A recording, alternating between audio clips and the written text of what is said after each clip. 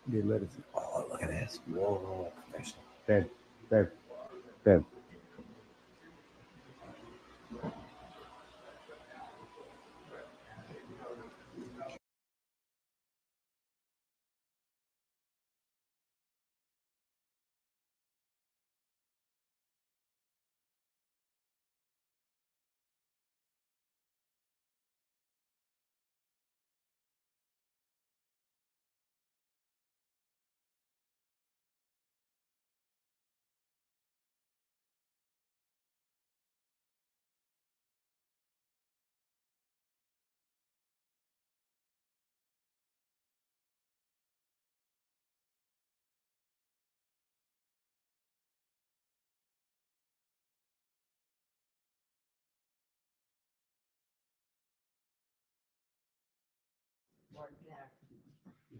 Wow. I mean, this is the most beautiful piece of stained glass. Of that, though. Oh, it's compared to what they're making. I'm back. I had to come back to this one. I couldn't. He goes. I was talking to him over there. And look at the Latin. It's beyond. Yeah, like you said, it's beyond art. It's wow. It is, yeah. I mean, it's a godly endeavor to do something like this. It really is. It was in a church somewhere in northern Nevada, Okay. and they were tearing the church down because the people had all moved away, you know. Yeah. And didn't want to destroy that. No so it way. ended up, we got it for display. Oh, it's beautiful. I wonder how old it It's is. beautiful. Does it say right there? 1959? Oh, 1859. There you go. No, this Good Shepherd is 1959. Hung in the Unity Church of Reno. God has helped you in the past. God is helping you now. God will continue to help. God had get on. I mean, it's fascinating. Beautiful. Fascinating. Glad we made a trip. I know. Paul's mission band. Father Adrian Rosicrucians. Oh, that's the guy who started the Rosicrucian. Adrian Rosicrucians. What? That's him? Which one? Oh, Whoa, the Rosencross. Whoa. oh, it says who they are. Yeah. Oh, left, I see. Which one? Yeah. So fathers. So it was him.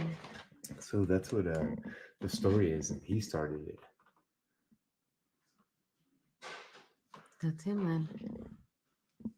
Because he's seated left to right. The first one is Adrian. That's him. I bet, Mr. Stuber, I bet there's all kinds of stuff you could do, man. If you talk to you, I bet there's nothing you're afraid to get good at, man. Okay. We're gonna take one more. This Yeah, is like I was all hyped up. Yeah, this lady gave me a tour. I got the other video, a bunch of she had you want to know my favorite story? And I'm like, yeah. She's pretty cool. Let's see. Oh man, my dog's going crazy.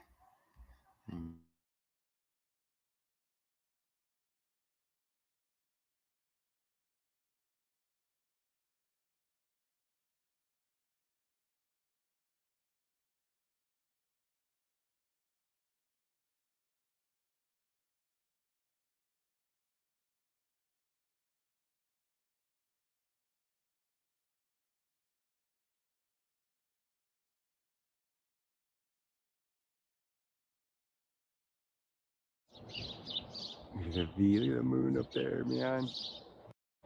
Virginia City. Man. We went to our ruins. Look at that.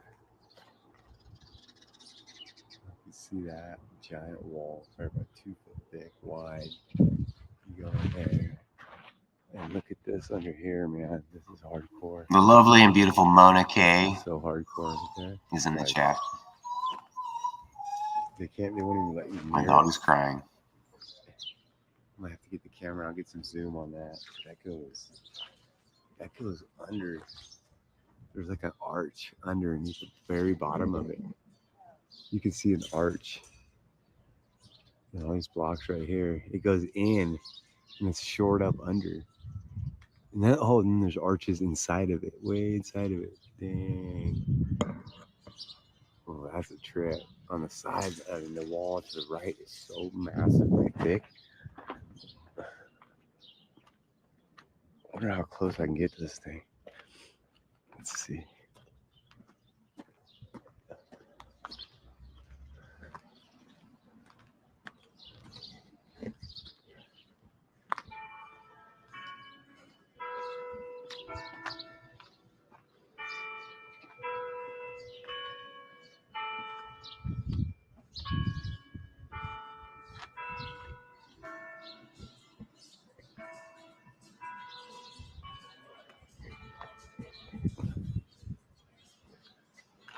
Oh, dude.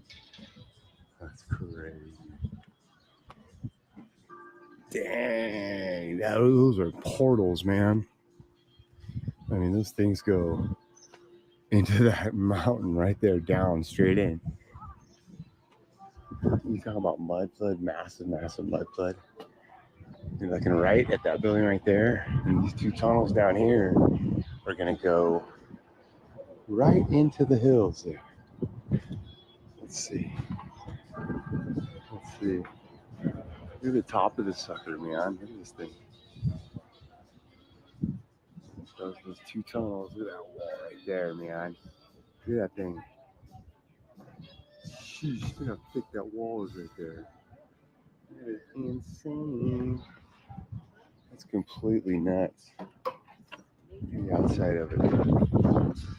Two big giant entryways right there. And they go right, bam, under all this right here, man. And look at that. Dang, look at the antiquity. Look at the spire on that thing up there. Unbelievable. You want a good look at like how you go ahead and take an old or you take a Tartarian type of masonry town and go ahead and throw all this shitty wood and all this shit right here. This is 1860 right here. You want 1860? It's this with wooden floors and all these type of structures right here. It's all wood. That's your 1860. But that right there and that massive wall right there, 5-6 foot thick and two giant tunnels in there and go that way. That's an ancient thing, man. Look at these. Look at these keystones on top of these bricks right here. The Antiquitech, man. Just footings, massive shit everywhere. Unbelievable, baby. Mud flood.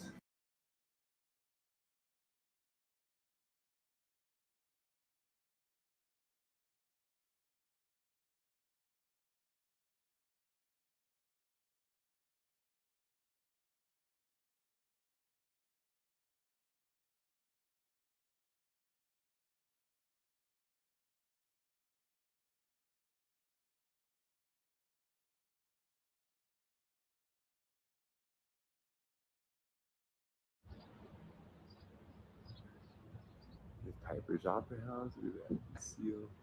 State of Nevada. Pretty cool. This is right down the street here. All these murals right here. I wonder if I can get up there. Train over here. The classic one on these pictures. This one. Gravelers love that picture right there for some reason. Look at this artwork to me, though. The Inyo 22.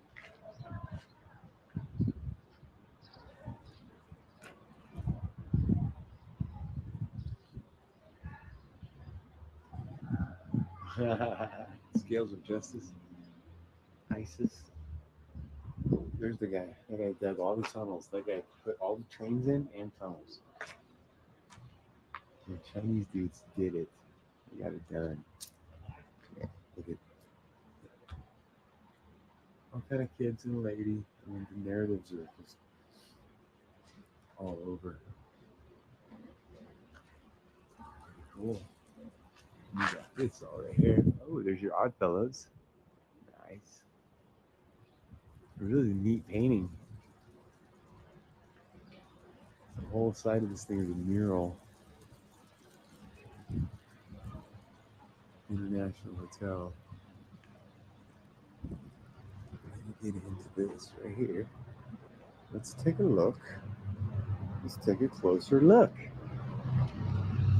This is painted. This is part of the mural, and it's a grout. It's like a level of grout right here. There's the first brick right here. Layer of brick. Here's another layer. Full two layers thick of brick. In this building.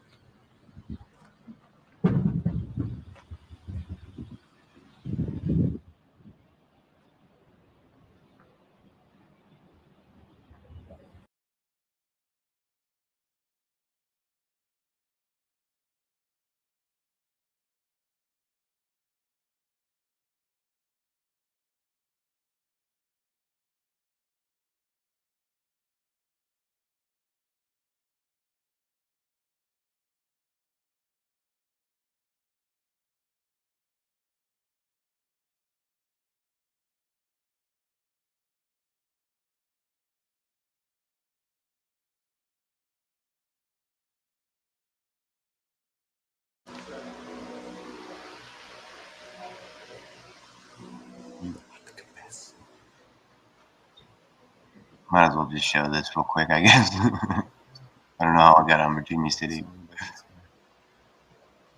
I'm looking for the map of this. There's this cool, like, famous picture of, like, how the tunnels go straight down into these structures. But I can't find it online. But Virginia City, the tunnels underneath, and I just researched that. And the history of Sutro and how it connects with the city and stuff. The San Francisco, Virginia City connection is interesting.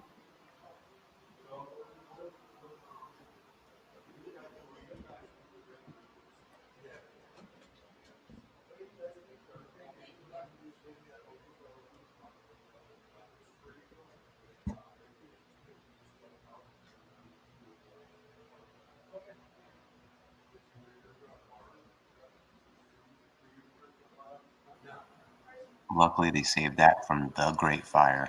You know, the Great Fire.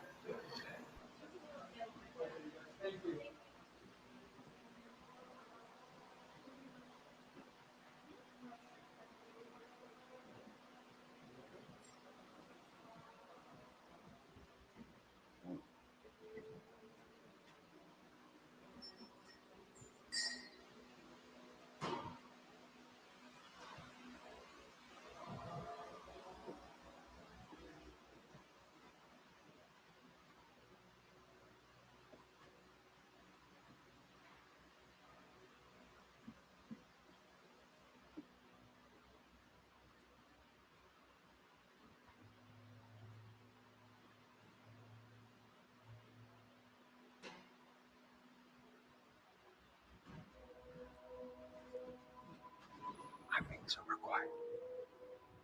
People are praying.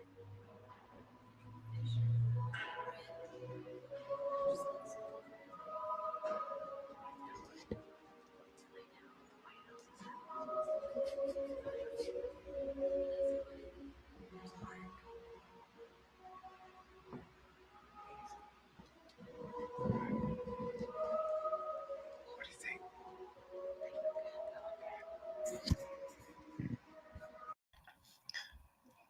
Thank you so much for coming, Sarah.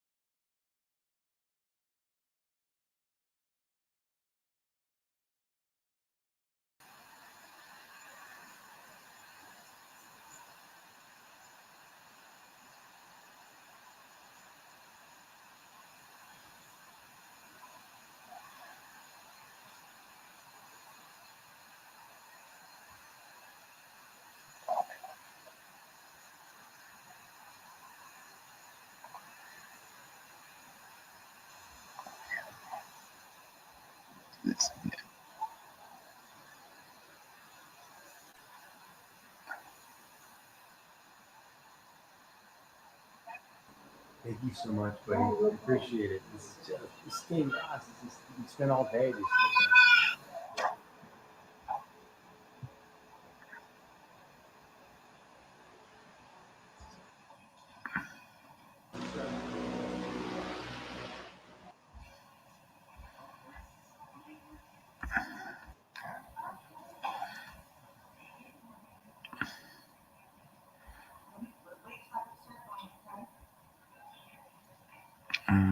Let's see if we I think everybody's waiting, so I was going to put in the chat that we're going to try to find a video to put up later if they want to join, but I don't know if you want to go on later. Oh, okay. I don't know. Oh, what do you mean? What's going on? Oh, John boy.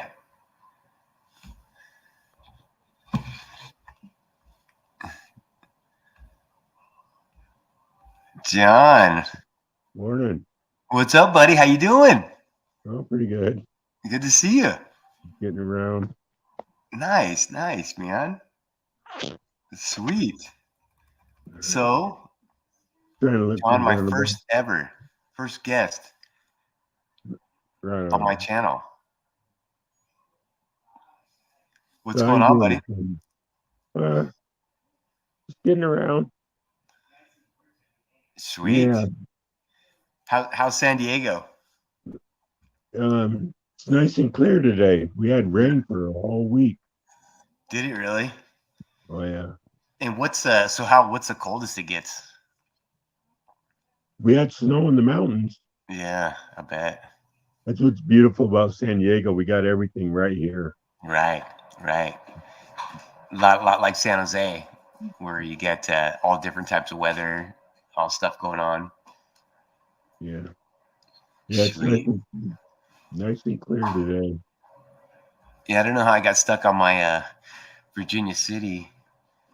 Yeah, I was just seeing that. I was been looking for this. There's a map that has like it looks like cubby holes going straight down, and it's a famous thing of like right under the middle of Virginia City is how it looks. And I can't find the picture of it. There's murals of it all around, but man, there is massive tunnels or massive. Let me look up some stuff real quick.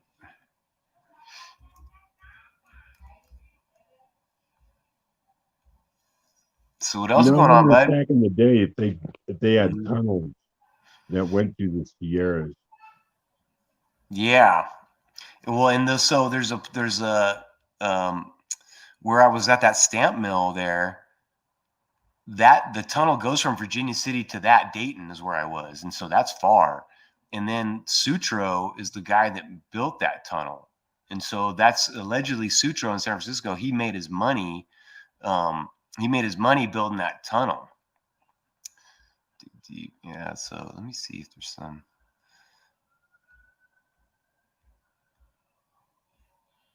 Stuff on it, but I mean it's just like, dude, there's just no way none of this stuff is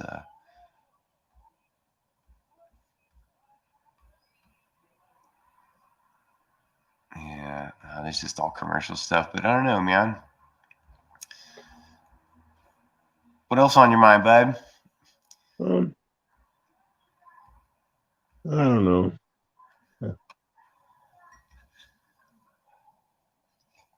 Yeah, I've been stuck working, man. I got back on the full time, and it's just, dude, the grind. It's just a killer, man. Yeah. Not meant for our bodies to be doing it. And then they got me running the job, which I didn't really want to. Ever since I quit drinking and started getting, and once I learned that we're not on a spinning ball, it made me have a hard time keeping jobs and dealing with people where I used to just get along easy, man. We go hit the bars, no problem. But looking at things differently, man, it's kind of a trip. Yeah, you do see the world in a whole different light. It's like my hours of my day could be spent so much doing some killer shit, man, Yeah, but you got to pay the bills. That's the thing is, what are you gonna do? You're gonna get a little bit of poison from your atmosphere. You're gonna get a little bit of poison from people. You're gonna get it no matter what, man. So you kind of gotta be a little bit dirty, man. I don't know. Yeah, you're gonna get dirty in this life, that's for sure. Yeah. Just like, how are you gonna regulate it? That's how my thing. I'm like, all right, man, I'm gonna have good conversations with people. When I'm gonna compartmentalize that work too, man, and keep it to where all the stupid shit people say, man, it's just whatever, It's just like it's like their issue anymore. When you first start getting awake, you're like, you gotta change everybody, help everybody, but nah, it's their problem. This stuff's for us here, right, man? So what do you do again? Are you building houses or? I'm a plumber. So I do the plumbing and like the hydronics, like around here, the radiant heat, hot water heating, and all that type of stuff. So kind of like plumber and pipe fitter on these.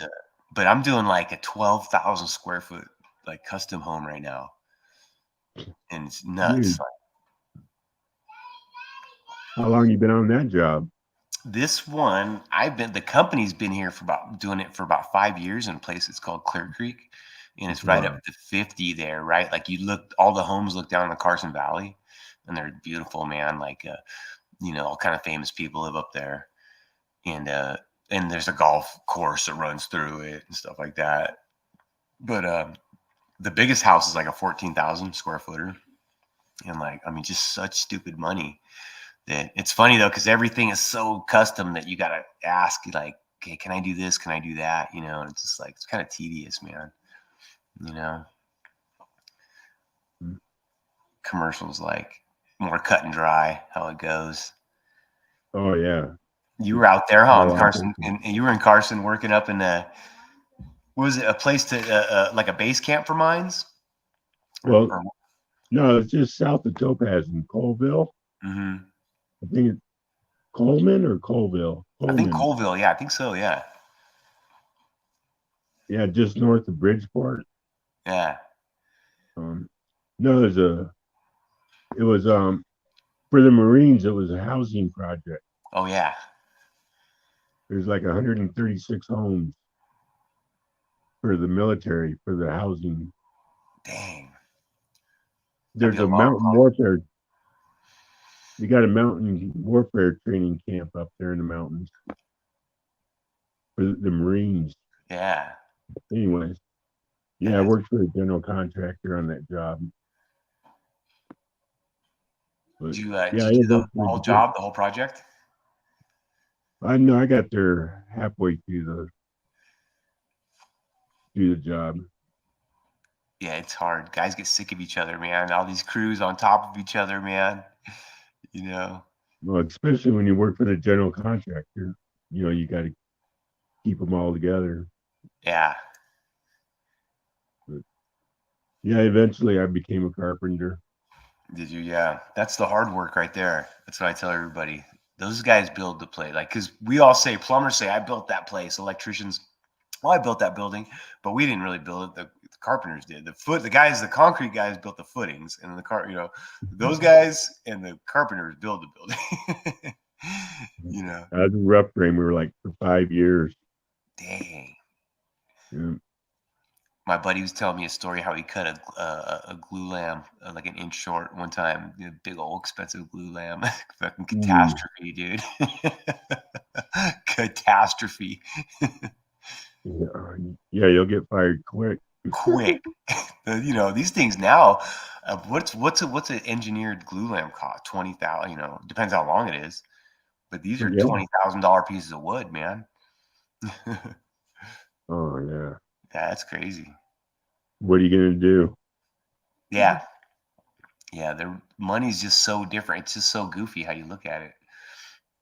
Like they have more money in forks and knives and spoons than we'll ever have and shit. A chandelier they got, it's worth more than a car you got and shit.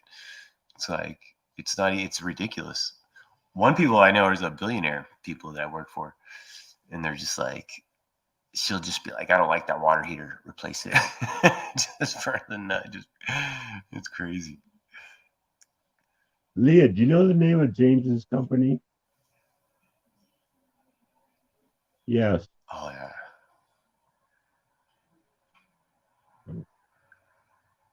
Yeah, my nephew works for a general contractor.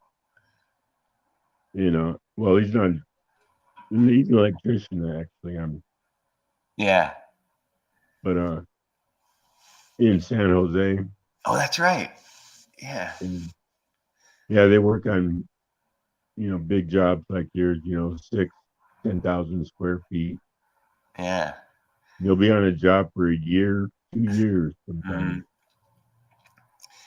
Yeah, did the Air Force Base out here in Reno. That was over a year on that job. A little bit other places, but mostly like start to finish. Like I think about it a lot because I was there so much. Like just I know every inch of that. This because the airport in the middle of Reno's kind of like the airport's in the middle and everything's around it. That airport has a big old Air Force base. People don't even know about it really. But so we built that was my first job out here. Built that whole place. They wrapped that building in copper to keep it so whatever, for whatever reason, they put a copper mesh around the whole building. Oh yeah, it's like a Faraday cage. Yep. Exactly what it is, man. I'm like, damn. But yeah, it's weird. You get a little bit, you get attached to it. You hate the place and you love it too, kind of.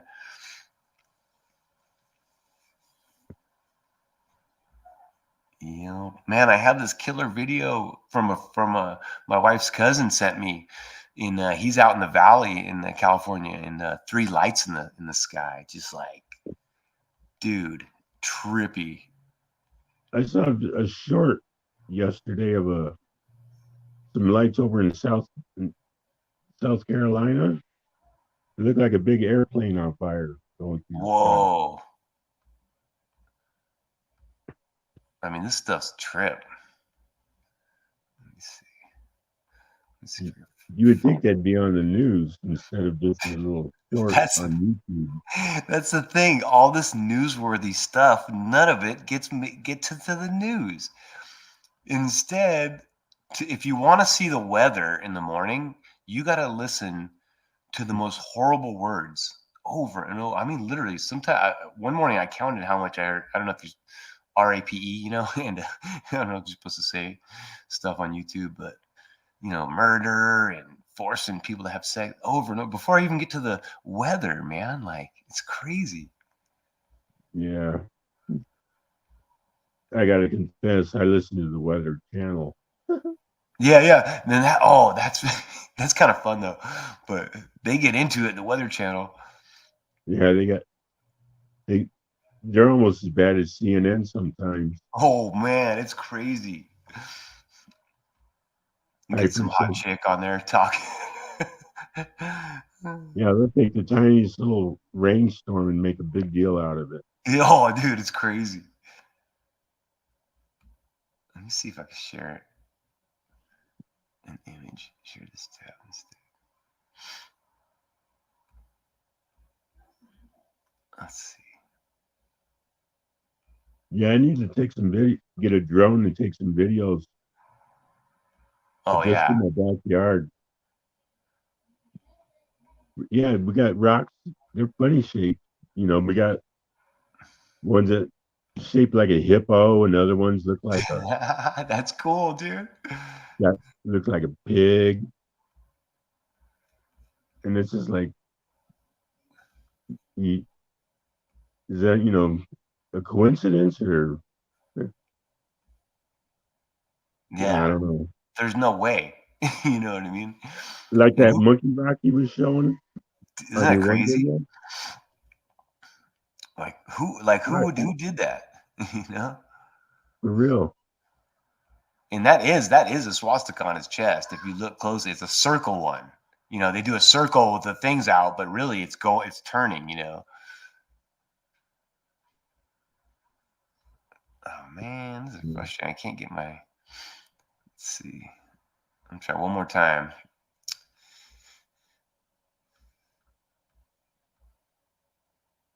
Okay. Let's try that one. Maybe gallery. No, yeah, I don't know. I'll figure that out. To get to my files, I can do stuff off of YouTube, but I can't do stuff off my files yet. But it's because I'm old, man. I can't. When I get on StreamYard, all I have to do is just don't touch nothing. Yeah, exactly, dude. The first 2 lives I did, I just ended them on accident. I don't know what happened. I'm still like, I'm barely over that. Mr. Super helps me with stuff. He got my camera, this camera and stuff. He dialed it in for me one night. Yeah. Yeah. This thing's got a camera and a speaker and everything all in one.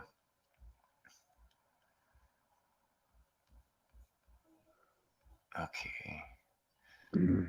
Let's see this one though real quick.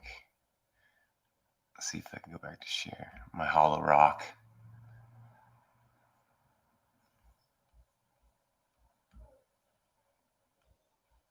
Okay. So you actually been up in the caves there at Lovelock? Yeah. I'll show that one inside of it. I just blew it. How far back did you get? What's that? How far in? All the way. It's not big. That's the thing about it. It's not that impressive. The cave itself. I'll show you right now. Let me show this one real quick. Cool hollow rock.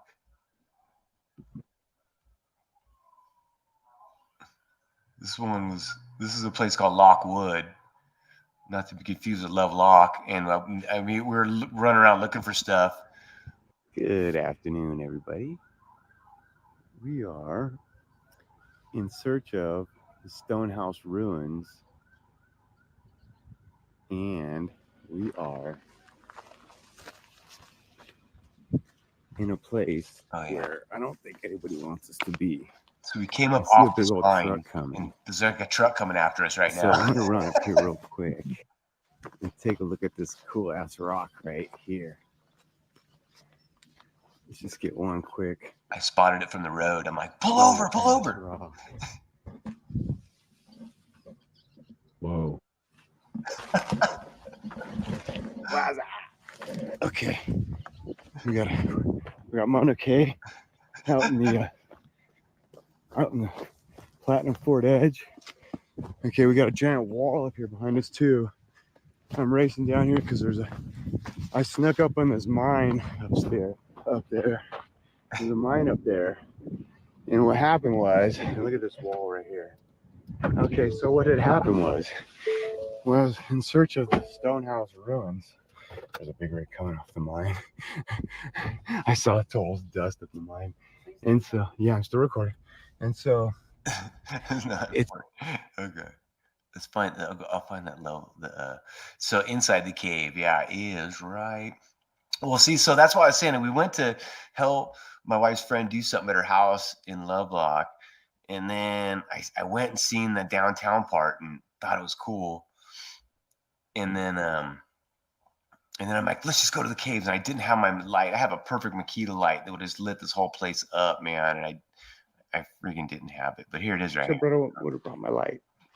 Did they say this is a mile though? I thought this was it though. I thought it ended right here. The thing I read down below said it was a half mile. Okay, gotcha. Cool. Yeah, it's hard to find because they kind of on the flat earther too. They put everything low on the thing. So yeah, they put it with the nut job stuff.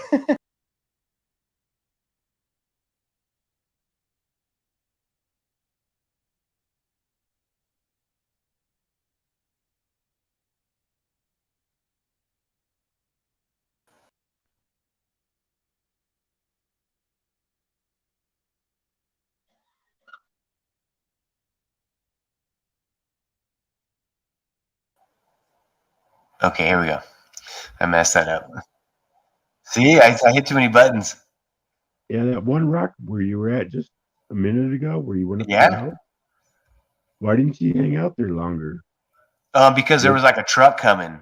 Oh, okay. Yeah, we went up to the top of this mine, And we went past all the signs, the trespassing signs. We went to the very top, and I wasn't able to get a video because we had to go because a truck started coming from this big security like setup, and so we were jamming out of there. I didn't want to have any problems, so that's why I took off running. Yeah. And here's how you get into the cave right here. This is a side entrance. Here's what I show right here from the outside in. Yeah, I really blew it, man, on this one. It's so dark in the cave.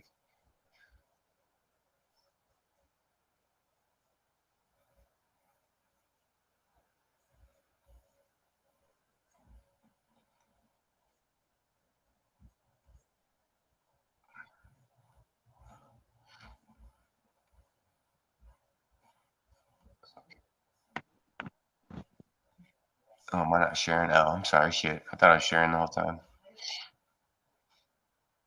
So, I don't know if you've ever seen this one, but this is the...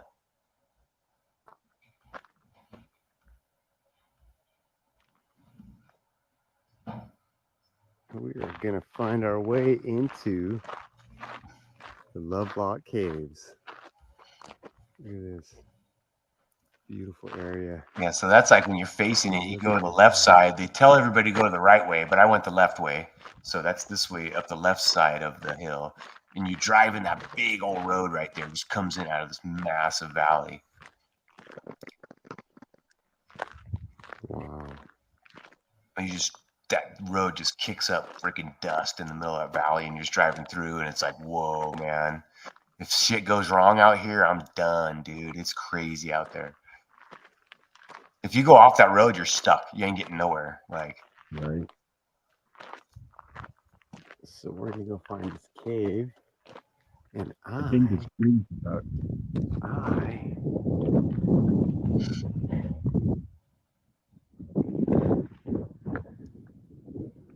Wow. I forgot my flashlight. I was crying the whole time about it. I think the screen's This is absolutely so epic and beautiful. I can't even explain to you how big and vast this valley is here. And I could just imagine stone roads and stuff. Not even, I mean, look at this ancient thing I'm walking up here. Okay, turn that down a little bit. You know, I can just imagine this place so populated. Yeah, so that's just, man, you look to that left and it's just so big and trippy. And up here, it starts to smell sweet right here. It's really trippy. It's like, and then there's these little baby monarch butterflies everywhere. And I don't know if they're baby monarchs or they're just small ones, but they're just like, it's kind of mystical. There's no screen on my. On Oh, I'm sorry. Shoot. It does, yeah. It's marbling, but it's very tree-like. Let me see. There's none on yours. I think it looks like it's on.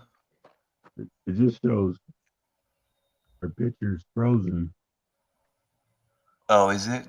Steps, straight up steps. It looks like it's playing on my end.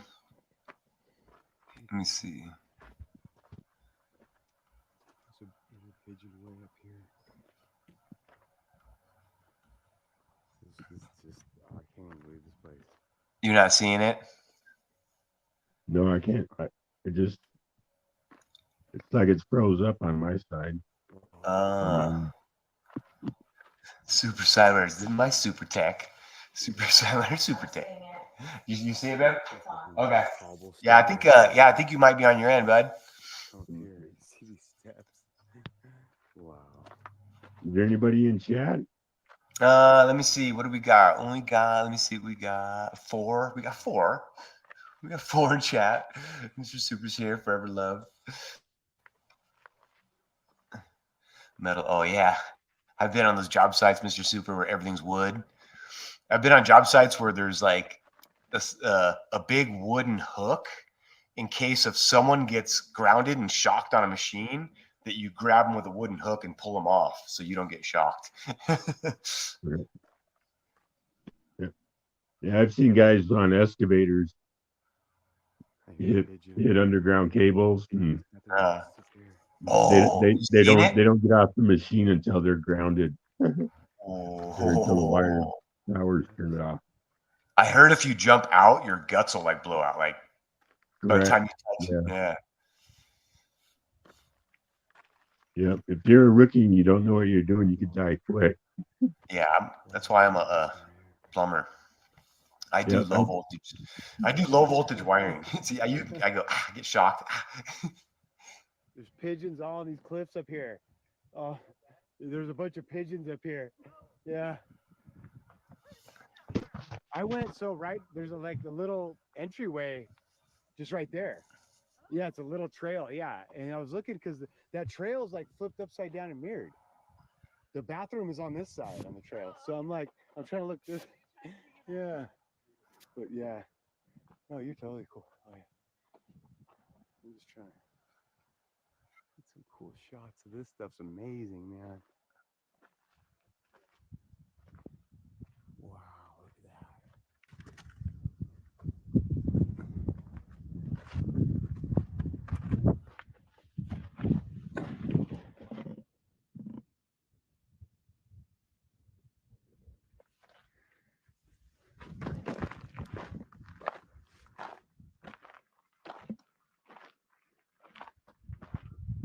Oh, beautiful.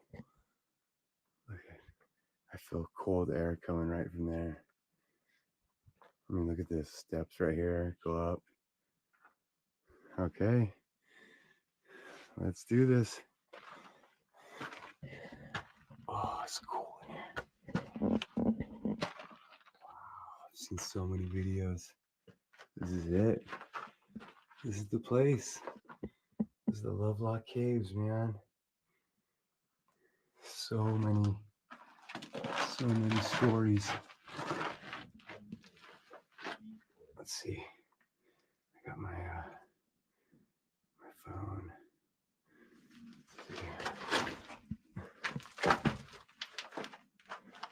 Yeah, it's not doing much.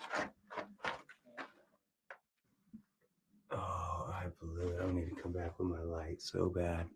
I had my Makita light all ready to go. It's super bright. I could light up all that. Oh yeah. What's up, buddy? Interesting. How you doing? Yeah, I told you I touched one thing and now. Wow. Totally, man. This is right here. There's the cave. There's way too many buttons on phones and screens. Yeah. This is So that's like, this is the side way to get in there. Did you see that part? Or let me see. Let's show you. the giants were chased into by the Paiute people. Looks like a tight spot. So that's pretty great. I could light up all that. I got my let's do this. Yeah, so this is a cool like side entrance.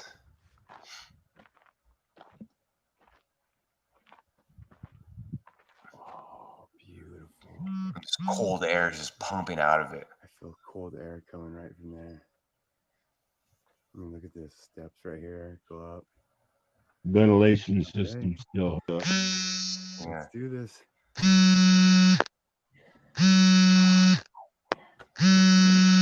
I got Yeah. So many videos. This is it. Place. This is the Lovelock Caves, man. So many stories. Let's see. Got my, And so like 10 feet past where I went is the main entrance, which I didn't realize.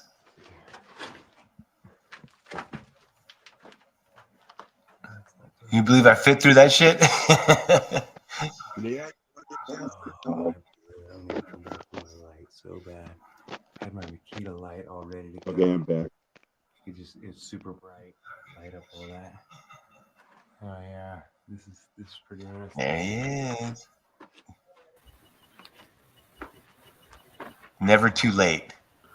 What up? Introducing the one and only Mr. Sidewinder. What's up, brother? You, man. Yeah. It's all about me. I couldn't find the link in the chat on YouTube on my laptop, so I had to type it in from my phone. I had to look it up in the phone. Man, yeah. What a nightmare, dude. Oh, dude. Yeah, it takes me 4 times. Yeah, like that.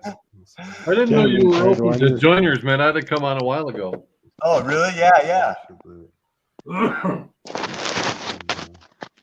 What's been happening, buddy? I've been laying low, quiet. Yeah. Dormant. Yeah, just work, man. I hate this. It sucks you in, man. How come? Oh, there you go. Yeah, and they got me, like I was telling John, they got me running this job. I don't want to, but it's like you get to a point where you kind of have to, And it's kind of a bummer. Somebody's got to do it, right? Yeah, somebody got to do it, and a bunch of numbskulls, they don't want to listen. But you see how dark I blew it. So that's the whole cave, dude. It's only like, and it'll be more lit up here in a second. It'll get further in. So you'll see, like they made a big platform. They built it when you walk in for people to just kind of stand on. But it's just like a, maybe 1,500 square foot or something, like a house, maybe I'd say, like an average house, the size of. So I feel like you're funneled here as you're going through the desert, all the rocks and everything. And as you look to the left, there's like caves and all type of cool looking shit. And there's a road actually that goes the other direction. But I feel like you're just kind of funneled right to this little thing to satisfy some curiosity and go, yeah. That's the cave where they supposedly rounded up some giants to take refuge in there and block the entrance and caught it on fire and all that. That's the one right there. Yeah. Well, I guess bigger than a house if I'm looking at it. I guess you'd have to look at that. If that was a very extensive cave system, they just would have gone farther and farther away from it, man. It has to be kind of relatively shallow for that story to work. Exactly. Right? Yeah. Because, you're either trying to get them with heat or smoke or both, and that only accumulates in a relatively small place. Yeah. And it's funny because everybody around here knows, like, people get red hair and the sun hits it. So that's kind of interesting, too. I saw a girl the other day, man. She's like, watch this, man. She did a real close up on her eyes.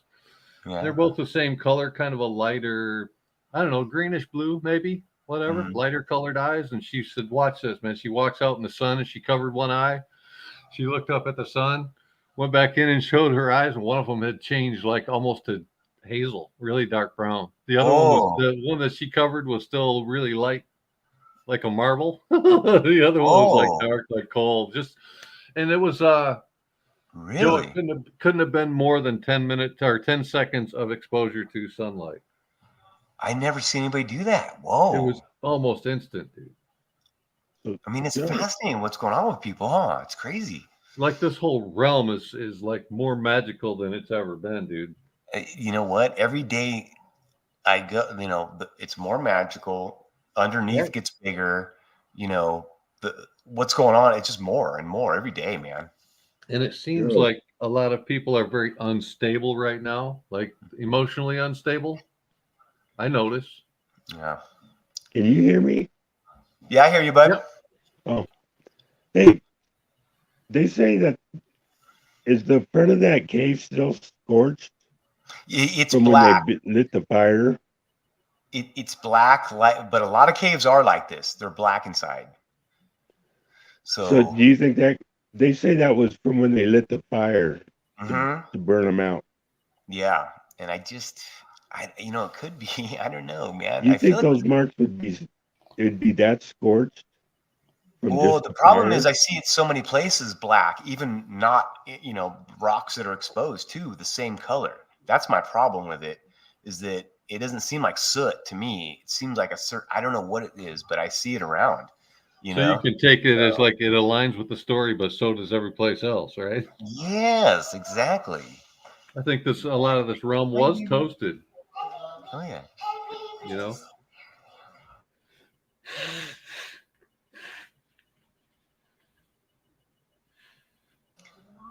Yeah.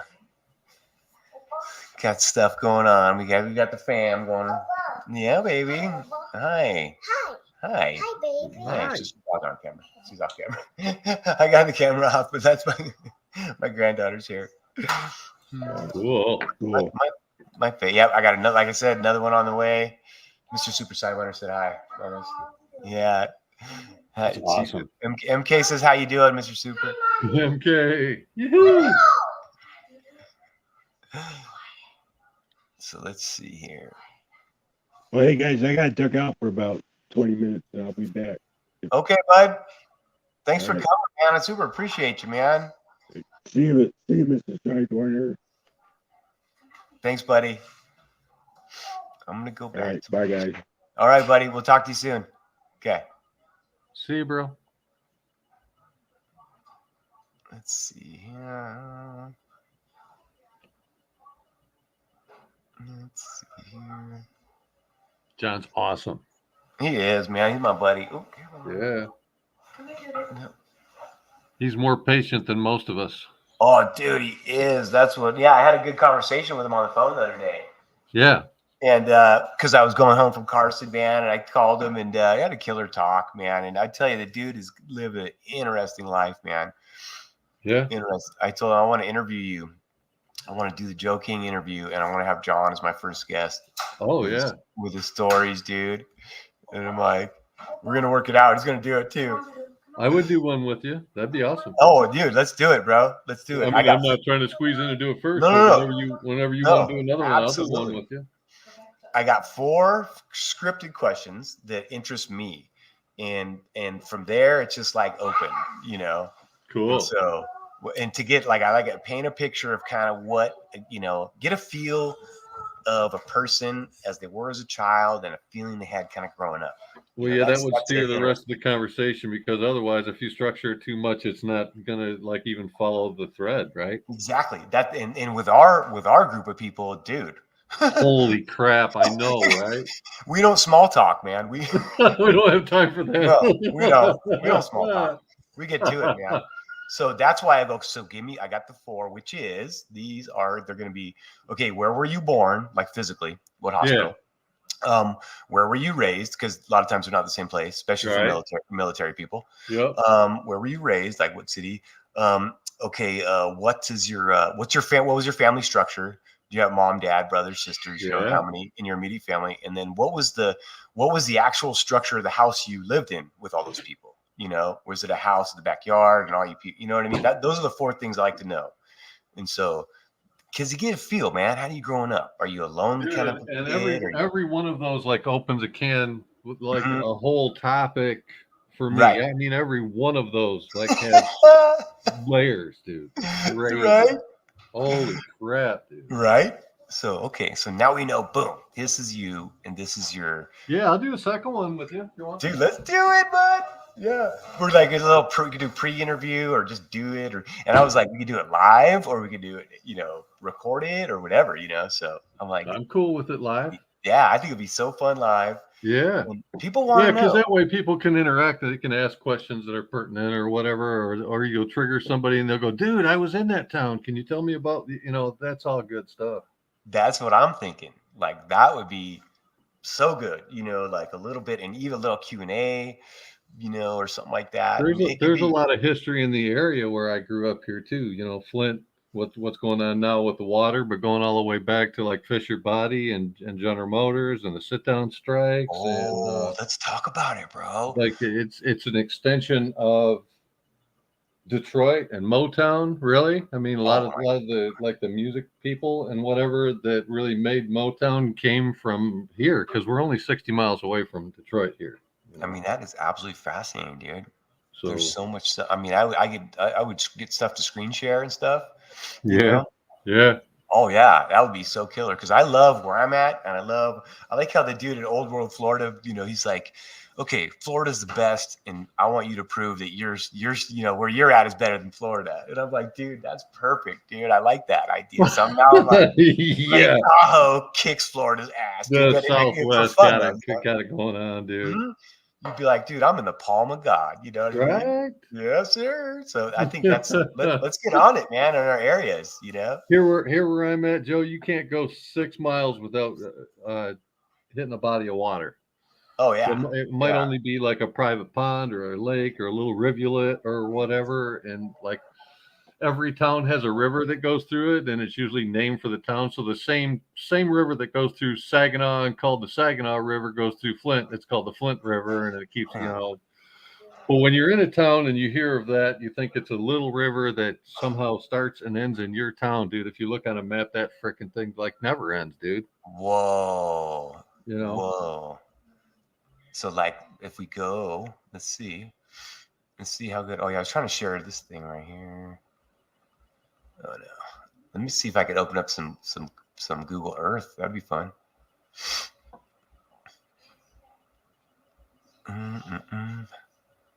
Oh, am I still on here?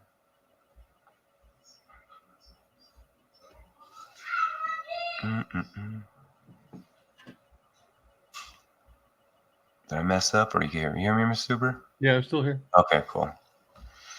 Oh no, I know what to do.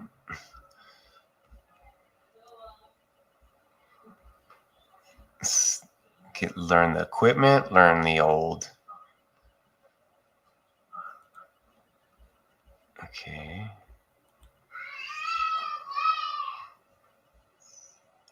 Look at me way.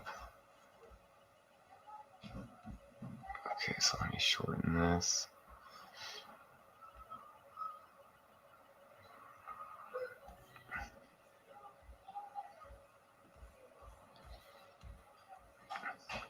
Oh, I know. I'll go like this. Okay.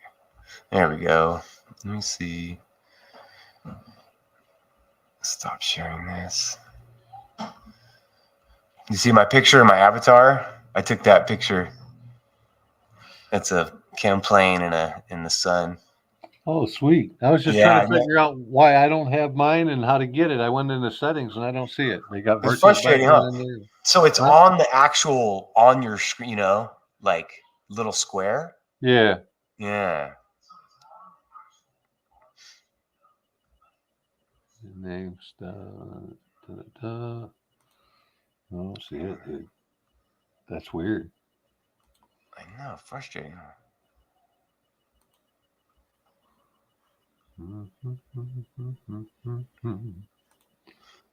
So, I wonder how you share.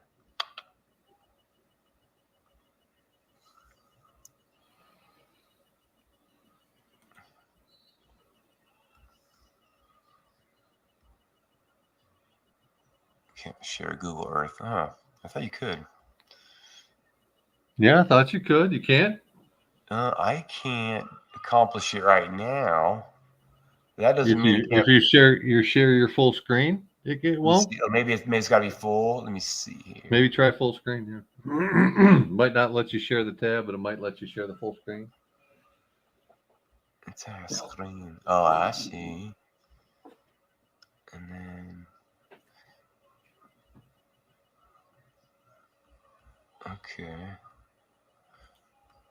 And then how do I make this small? Built-in display. Nah. There we go. Window. Share. Oh, sweet. We're in business. Who's the man? Who's the man? Mr. Supersidewinder. That's what I have a left-handed skill saw, and they call it a sidewinder at the carpenters. Yeah, of course they do. Yeah. Because why is that? Because the snake goes that way? The sidewinder? I don't know, man, because they're on the left-hand path, probably. Yeah. Oh, gotcha. Right. Let me see. Oh, here it is. Oh, no. I found the avatar thing. It's listed under your audio avatar, which is really stupid. What a dumb name. It's totally dumb. You guys are ignorant, dude. Oh, so this is my screen right here. I'm sorry. Did I say that out loud? You guys. I meant stupid, not ignorant. I meant stupid, not ignorant. Oh no, window. Okay, so let me go. Let me go. Oh, window. Try this one more time.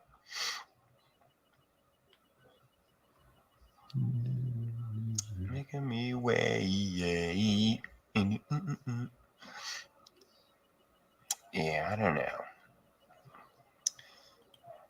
I'll figure it out at some point. But yeah, I mean, that's some killer stuff, man. I'm gonna start researching that area too. Cancel that. Okay. Hey, I got my avatar. There you go. Bam. Dun, dun, dun, dun, dun, dun, dun. That was Pop easy. up. Nah. Yeah. All set up. And then I don't know when it's at some point they take it off, like if you close it, that screen or something. Yeah. At You least gotta I know redo where they changed the setting to now. Totally. There's something in there that says touch up my appearance. I'm guessing that's some of the like AI enhanced features like cartoon mustaches and stuff. Yeah, that, and then probably like little tints of color and stuff. I've got this fancy the one camera I finally got it to work, man, that we were trying to get to work that one night, me and you. Oh And yeah, I finally figured it out. It's on right. It's a combo one. We had a problem with the audio or something, didn't we? We did. From it, yeah. Yep, exactly. I couldn't get it, so it was just like a settings thing. Oh, good. There was one little switch. It was like they look like little dip switches on your computer screen. And I found one, like all of a sudden, I'm like, why would you make it so difficult like that? But I don't understand. Right. Okay, let's see. Put a little background. This is on the way to Virginia City. This is called Geiger Lookout Point.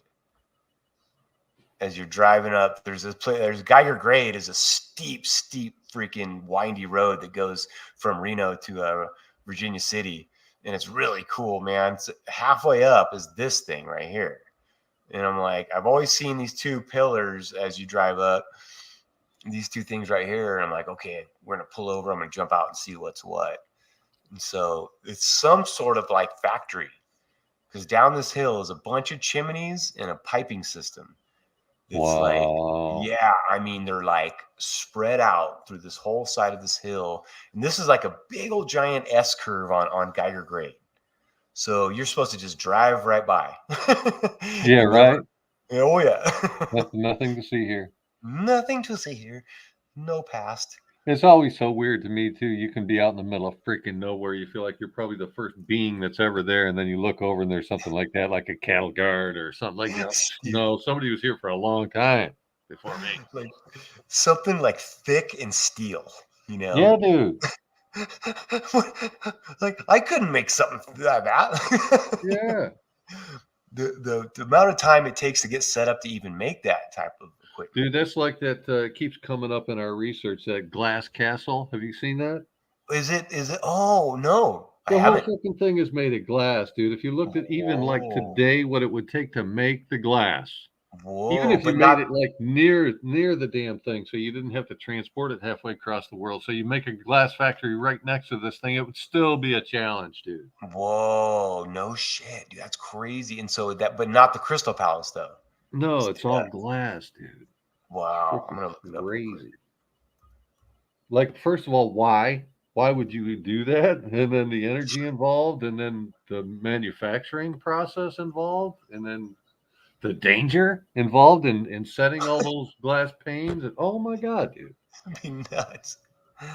And you threw a rock at it. You know, you could do in a day more damage than you could ever repair, dude. Oh, 100%. Easily. I wonder, and look, it's not even easy to find. It's like all this, like a book.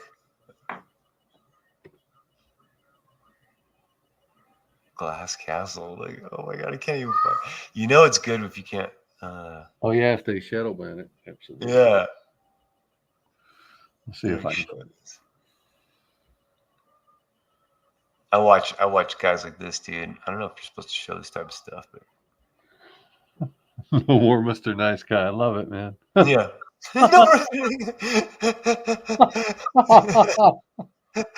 Like I've had enough. I'm done. It's about me. Today's all about me. We tried being nice, dude. We're over it. We're over it. I'm over it.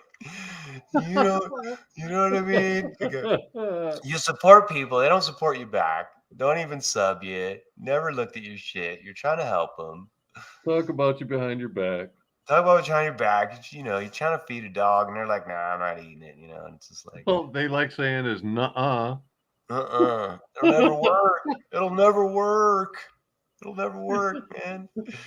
You guys don't understand math. I'm telling you, man. The doom and gloom is like, like you say, the people are. It's a trippy time with people, and the thing is that like stuff like say immigration, it's like pumped up and made into a fear. Just things are just so like, and everybody's just hopped up on it, man. Even in our community, you can't get away from it and just be afraid of everything. Yeah, there's problems, I know for sure, but day to day, it's just like your money. You don't want to count everybody's money or listen to all this stuff. Count yours, or like I don't know. It's just people are just like, saying I'm growing up and I'm learning. And money, and then like every time you use it, you got to recount everything. Like right. Why even bother, dude? Seriously. Just think of it as all if you have enough for today, you have enough. That's it. That's what I'm trying to say. Like, and it's weird because like as soon as we come to the awakening, we're like, we got to tell everybody. we're trying to help these people, and they're like, we don't want any help. We don't want any help. We don't even want to listen to you. Like 2 or 3 years ago. Why don't you just stay with us in the dumb, the short bus? Oh my gosh, dude. Okay. I mean, it's basically they say that in so many words. Yeah. Hi, Kimmy. My sister-in-law's in there. Kimmy, my favorite sister-in-law. But yeah, I mean, it's like, dude, or I don't know, man. A lot of guys are like, can't find a girl. It's like, okay, I got you. And they can't find a job. And they can't do this. And it's like, dude, I know it's tough, but man, just work on yourself, work on yourself, man. Like, people I care about are bumming me out recently. I know, right? Really, man. It's like, you're better than this, man. And like, I ain't perfect. I got all types of problems, man. But it's like, what I'm going to do? I'm going to go outside and look at something because it makes me feel better, man. Yeah. Something true. Yeah. Yeah, everybody. And then the arguments, just constant arguments, man. This guy is funny. All he talks about is war and how archers would be here mowing people down and stuff. It's kind of funny. I can't believe I couldn't find that glass castle. That's crazy. I wonder what I'll find it for you in a minute. Okay, cool. I better go back to my stuff. I'll show you my other favorite channel. We've shown it. Ray and I have shown it a bunch of times. Have you really? It just keeps coming up in our research. Like, here it is again, dude. Well, show it again. Because it fits in with this research, and it fits in with that research, and right. I wonder if I was saying how patient John Keeley is, man. Sometimes Ray and I will sit there and we're trying to noodle out a song or whatever, and feel like nothing's going right, but John will sit there on the stream with us and not say a word. He's like, dude, all the space we need to work our shit out. It's funny, man. That was another idea that I had for that, was to, like, a guy like him, let him talk for a minute. Yeah, dude. That'd be a cool interview. Just a guy like him is not as, and plus these young guys, they got more energy, they're like, they can dominate conversations and stuff. I go, listen. Hey, just because somebody's quiet doesn't mean they don't have something to say. They're just respectful, right? The dude is absolutely got stories, dude. You ain't even playing. Yeah. Let's see. Do you think this stuff like this will get me in trouble? Words from an old standard. Maryland, my Maryland. Here's Periscope my heart film? and here's my hand. I don't know. During the next 30 minutes, we'll try to see and Seems like it's a understand public type why of thing. so many people are so emotionally addicted to this lovely state on the Atlantic seaboard. Emotionally addicted This to Maryland. is your armchair vacation and mine too, the Maryland shores. No, you should really show that. This gap in the Alleghenies at Cumberland, Maryland, was the path of the pioneers through the mountains.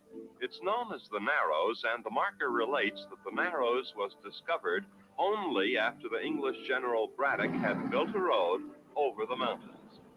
Nearby is another relic of Cumberland's pioneer days. My brother's in the house, Big Nick. My brother. Come on, those Big days, Nick. the toll rates were stiff. For every score of sheep or hogs, 6 cents, cattle 12 cents, and a man on horseback had to pay 4 cents just to use the road. This is called a snap-in denture or an overdenture. This is on the upper jaw, and I can just snap these teeth. Cumberland is in western Maryland and deserves its reputation as That's a link I put on this is typical Robert. of the countryside you'll drive through. If you want to come say what's up to your brother. This small log cabin, also in Cumberland, served as Washington's headquarters during the French and Indian Wars, some 20-odd years before the American Revolution. The man destined to become the father of his country was then a colonel under the command of General Braddock. There isn't too much to see in the small cabin, mostly artifacts from the wars. But every visitor is gratified and satisfied to be in the very room where once our first president lived and worked as a soldier. And what a far cry this rough-hewn cabin from Mount Vernon and the White House. Maryland's state forests and parks provide excellent camping facilities.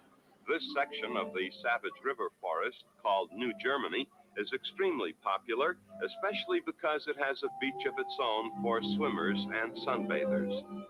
There are also about 140 campsites at New Germany, but usually they're all staked out by noon. You're allowed to pitch a tent, chop wood, make a fire, cook, have a good time. Fletcher's Boathouse, not far from Washington, D.C., is another popular Maryland landmark. It's located on a section of the Chesapeake and Ohio Canal, and it rents bicycles, rowboats, and canoes. However, the bike ramp is on the opposite side, so you have to tow yourself across in this manner. Generations of Marylanders learned to canoe on the C&O, and this part of the canal is as lovely as you'd expect it to be.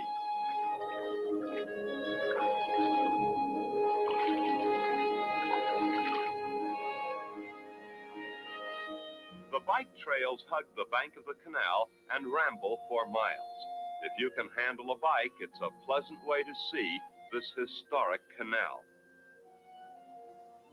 The Enchanted Forest Amusement Park, about 30 minutes from Baltimore, gives us the chance to devote some time to the youngsters.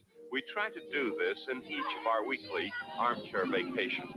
Well, here's what's in store for your youngsters and you at the Enchanted Forest.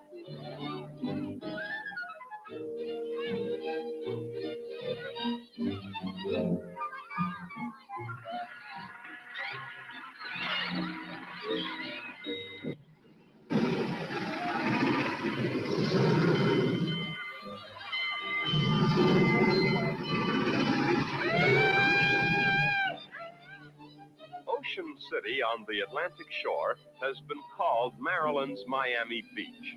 It features 4 miles of wide, white beaches, and in the hot summers, the combination of sunshine and the cooling Atlantic breeze is delightful. And just 5 minutes from the beach, the youngsters can enjoy a change of atmosphere at Frontier Town, 130 acres of what our friends in the East think a real Western town should look like. This colorful amusement park opens when school closes in June and closes when school resumes during early September. Here are the sights and sounds, the fun and frolic at Ocean City's Frontier Town.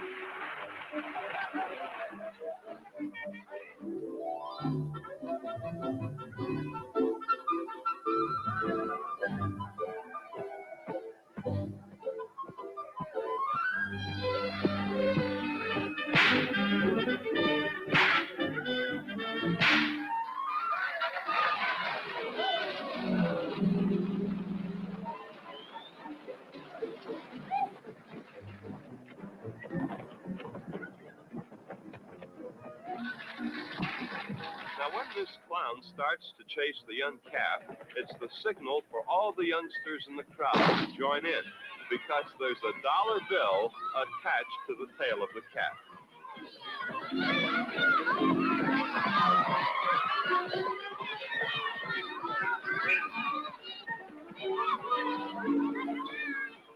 When you visit Frontier Town, we'd recommend that you set aside a full day and come early before the crowds gather. Just a few feet away from the Potomac River Bridge, which crosses over into Virginia, you'll naturally see a lot of boats and launches, and you might think that this is just a private anchorage and pass it by. Well, don't be misled. You're now at Aqualand, a truly unusual entertainment park for the entire family. For the children, they have Storyville, USA, and it's a dandy.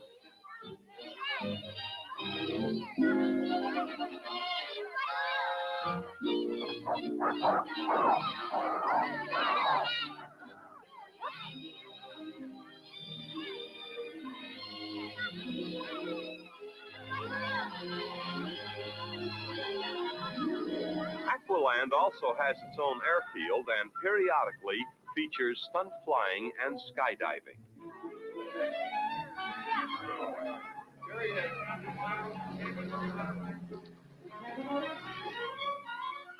But perhaps the nicest treat of all is the Aqualand Marina, where you can rent first-rate cabin cruisers and shove off on a cruise of Chesapeake Bay. Yes, family pets are also welcome.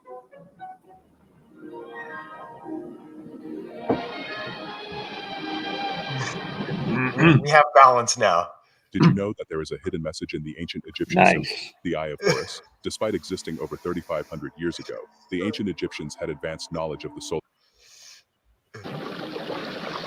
Each of the rented cabin cruisers is equipped with portable barbecues. This one has a Tecumseh on it. Tecumseh is one of my favorite the Marina restaurant for the characters, I guess you could say. Well, this is certainly the life. A pleasantly warm day. I couldn't find anything on that glass castle. The water's too muddied with movies and books and all kinds of other crap. Is that crazy or what? Yeah, dude. They know what you want to see. Yeah.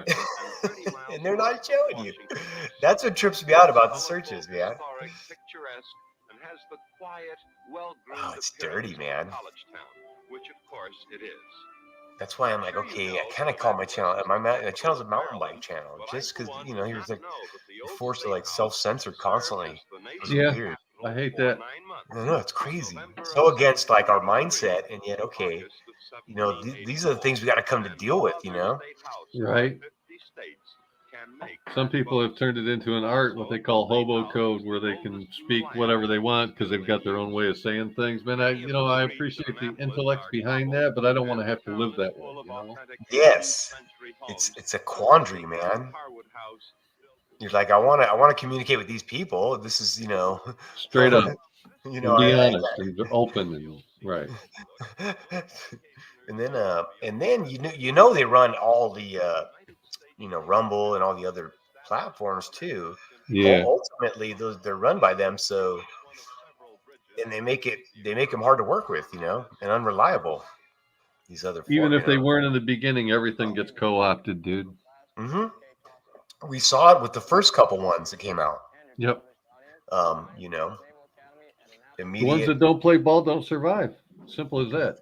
Well, I tell people the best time in entertainment I ever had was listening to Howard Stern with the very beginning of Sirius satellite radio when it first started. I mean, it was absolutely like uncensored, raw. I mean, they let him do everything he wanted. The Iron Sheik was on there screaming, "Faggots!" And just like, oh, dude, it was just like, I mean, he did mean stuff to people that was funny and stuff. Like, it was just the whole thing, just like was there. And then they censored it. So that was the same pattern with all this first platforms. I'm like, in some cases like that, extreme cases or whatever, they do that to claim a reason to censor, right? Oh, we tried letting you guys do that, and look what happened. Yeah, exactly. And you can believe that Howard Stern would have been an agent for all of that, no problem. Oh my dude, the biggest. I mean, the guy. It's like you take a guy that does have this talent of entertaining people, and like, right. He really, really knows how to grab your attention, keep you. And that's like I learned a lot from Howard Stern, as far as how to deal with people and stuff. And so you take that, but he's on their team, they take the talented people out of their group of people. Right. And say, okay, we're putting this guy up. He's gonna look a certain way, so guys aren't really jealous of him, and it's just a big contrived thing. Co-opting. COINTEL Pro. Yeah, but they get the talented ones. Who knows who Michael Jordan was? He could definitely dunk a basketball, but I don't mean he wasn't, from the Prince Paul Freemason line of people. Yeah. You know what I mean? It's like both things could be true. So here's our guy, Tecumseh, right here, man. It's like that guy shows up everywhere. There's statues of Tecumseh around here, and like the little star on the Tootsie Pop, the the Indian shooting the arrow, that's Tecumseh. Yeah. Oh yeah. Like, I all used the to have stuff, Tecumseh engines on my like mini bikes and go karts and all sorts of right? things. Yeah. They were at one point they were as common as Briggs and Stratton. Really? In Fascinating. this area for sure, yeah. Yeah. And so you're talking about what it is okay, so he was our toughest opponent, so we're going to venerate this guy. Like they finally got him, I think in Indiana is where they got him. Right. So I don't believe any of that. I mean, beyond things. Now we're going to name comets after him and Engines. And then now the stories come out that he did, he was magical and stuff. And so it's like, I didn't even think of it, man. Engines. That's funny. Dude, there you go. Right? Oh man, see, they got us singing their gematria crap even when we don't think about it, dude. We don't, man. See, that stuff is so deep too, because you're talking other languages. We are the program. We need a new song, dude. Dude, program. I mean, what's your? I feel like I ask everybody, what is yours? I got mine. What's yours? You know what I mean? I know it. I'm fighting it, but I'm still gonna watch the Super Bowl like a dum dum. Super Bowl. I know it. You know it. But there's a whole bunch of stuff I ain't gonna do too. That's like, that's other people do. You know what I mean? It's like I totally watched one football game in my entire life, Joe. Really? That's crazy.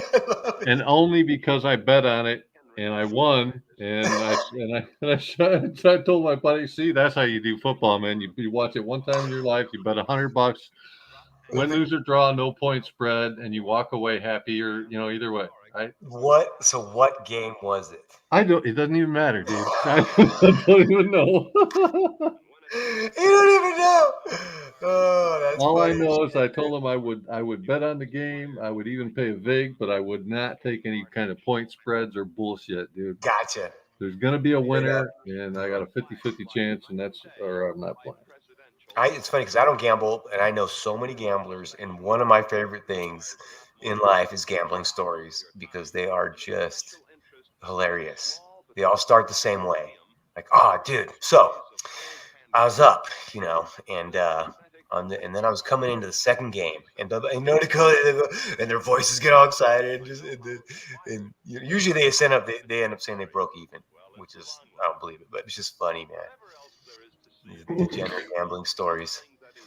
They love to just break it down, get all into it, tell you all. It's so funny, man.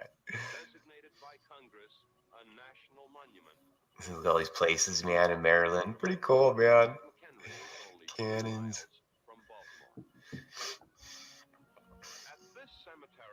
So we're down. Where's my time? How long have I been doing this? Let's see.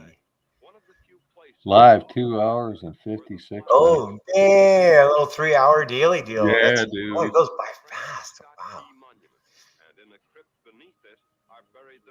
Dude, it literally feels like maybe half that. Yeah, you and I could burn through countless hours. So whenever you're tired, man, let me know. I'm not going to drag it out. I saw that you were open to having people on. I'm like, well, dude, I freaking appreciate it. I appreciate it, man. Algorithm came and said hi. Mindful Exposures came and said hi. Yeah. I mean, I'm in the chat, Yeah. I'm like, dude, this is so cool. That's all I wanted, man. Everybody come say hi to me. Yeah, dude. Come say hi to me. Yeah. But yeah, I probably. So how do you feel about the rapture, Joe? You think it's a real possibility? And so, and that being so, if we to define exactly the rapture would be what now, souls being whisked out of here before the 7 years trials and tribulations. Like you're good enough, you don't have to go through all of that. You know what, I do, but I don't know, if it's exactly that, you know what I mean? But it's all a test, and there's time frames and limits and things like that. So I don't know. I always take things to extreme. So if you were the creator, would you give like your most faithful an out before things got the worst they'd ever been? Because we're talking about like, if we're all right and this is the end times, it's about to get worse than it's ever been here before. Right? Right. So if you had faithful that had been faithful for a really long time, would you give them an out or would you make them go through that stage? I don't know, dude. I think I would give them an out. I would too. I couldn't, So then that means the rapture is at least a possibility. Right? I know. It's tough stuff to think about because there's no controlling it. It's so far beyond you. It's crazy. Right. And then like if I can just focus on my day-to-day things, that makes me feel better. But that being said, like with me and my quitting drinking it was God sobered me up. And the message was this is you don't get it another one of these, Yeah. So in that way, there's time limits and there's rules and you cannot break the rules, and that's what, so yeah, like something like that is in place, but I don't know, exactly if it's how it's written down and how it's presented, biblically and stuff like that. I don't know how else to say this other than to just say it. So I'm going to just say it. Okay. The rules can be bent in your behalf. You can't do it. Places, and like I just feel like it gets to the point of you're a supremacist of your own thing, saying that other things aren't good. And I don't know, I'm really from an outside point of view. You know what I mean, Mr. Super? It's like I'm really trying to figure this thing out and not offend people. Like what I really don't want to do is offend like Christian people, my family and stuff, and my friends. And well, if asking the tough questions offends them, then they're about to get offended because we have to ask those questions. Yes. If they're comfortable in a lie and they don't want to hear us asking the questions, then that's up to them. But if they're offended because we're asking the questions, then that's on them, dude. Right. How do you feel about all the similarities in different religions and stories and things of that nature? Well, it's obvious they all have a common root, and the same thing happens in a lot of different topics like language. Dude, you can trace them all back to one mother language. You can trace them all back to one mother religion. You know what I mean? It's true. Yeah, big time. So the deeper you look into things, you realize, dude, it's all one thing, dude. You know what I mean? It's all energetically light, and it's moved by electricity and magnetism, which are sister forces, if you will. But that explains what everything is, dude. That's you know what I mean. Like I've come to the point where, like, what's the difference between clay and a diamond? Well, I know one's soft and one's hard, right? But what's really like fundamentally different? The particles in it are moving faster. Right? Let me stop sharing. Maybe it'll help. There you go. You know what I'm saying, Joe? So say it again. The difference between, and then you cut out. Oh, okay. Something like clay and diamond. What's the difference? Okay, yeah. As far as just two things that are radically different. Like one's soft and malleable, and one's hard, like one of the hardest substances. But fundamentally, they're both made of light.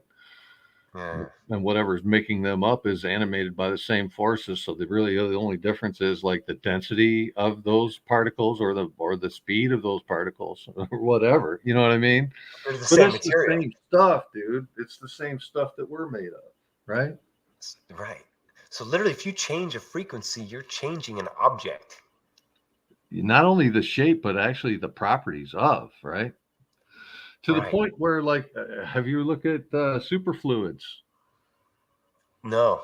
If you cool certain things like hydrogen gas to a certain temperature, it loses all viscosity. It goes to zero viscosity, and it will flow right through glass, which we think of as solid. Whoa. It's not really solid. It's just in certain conditions and with certain opposing forces, right? Wow.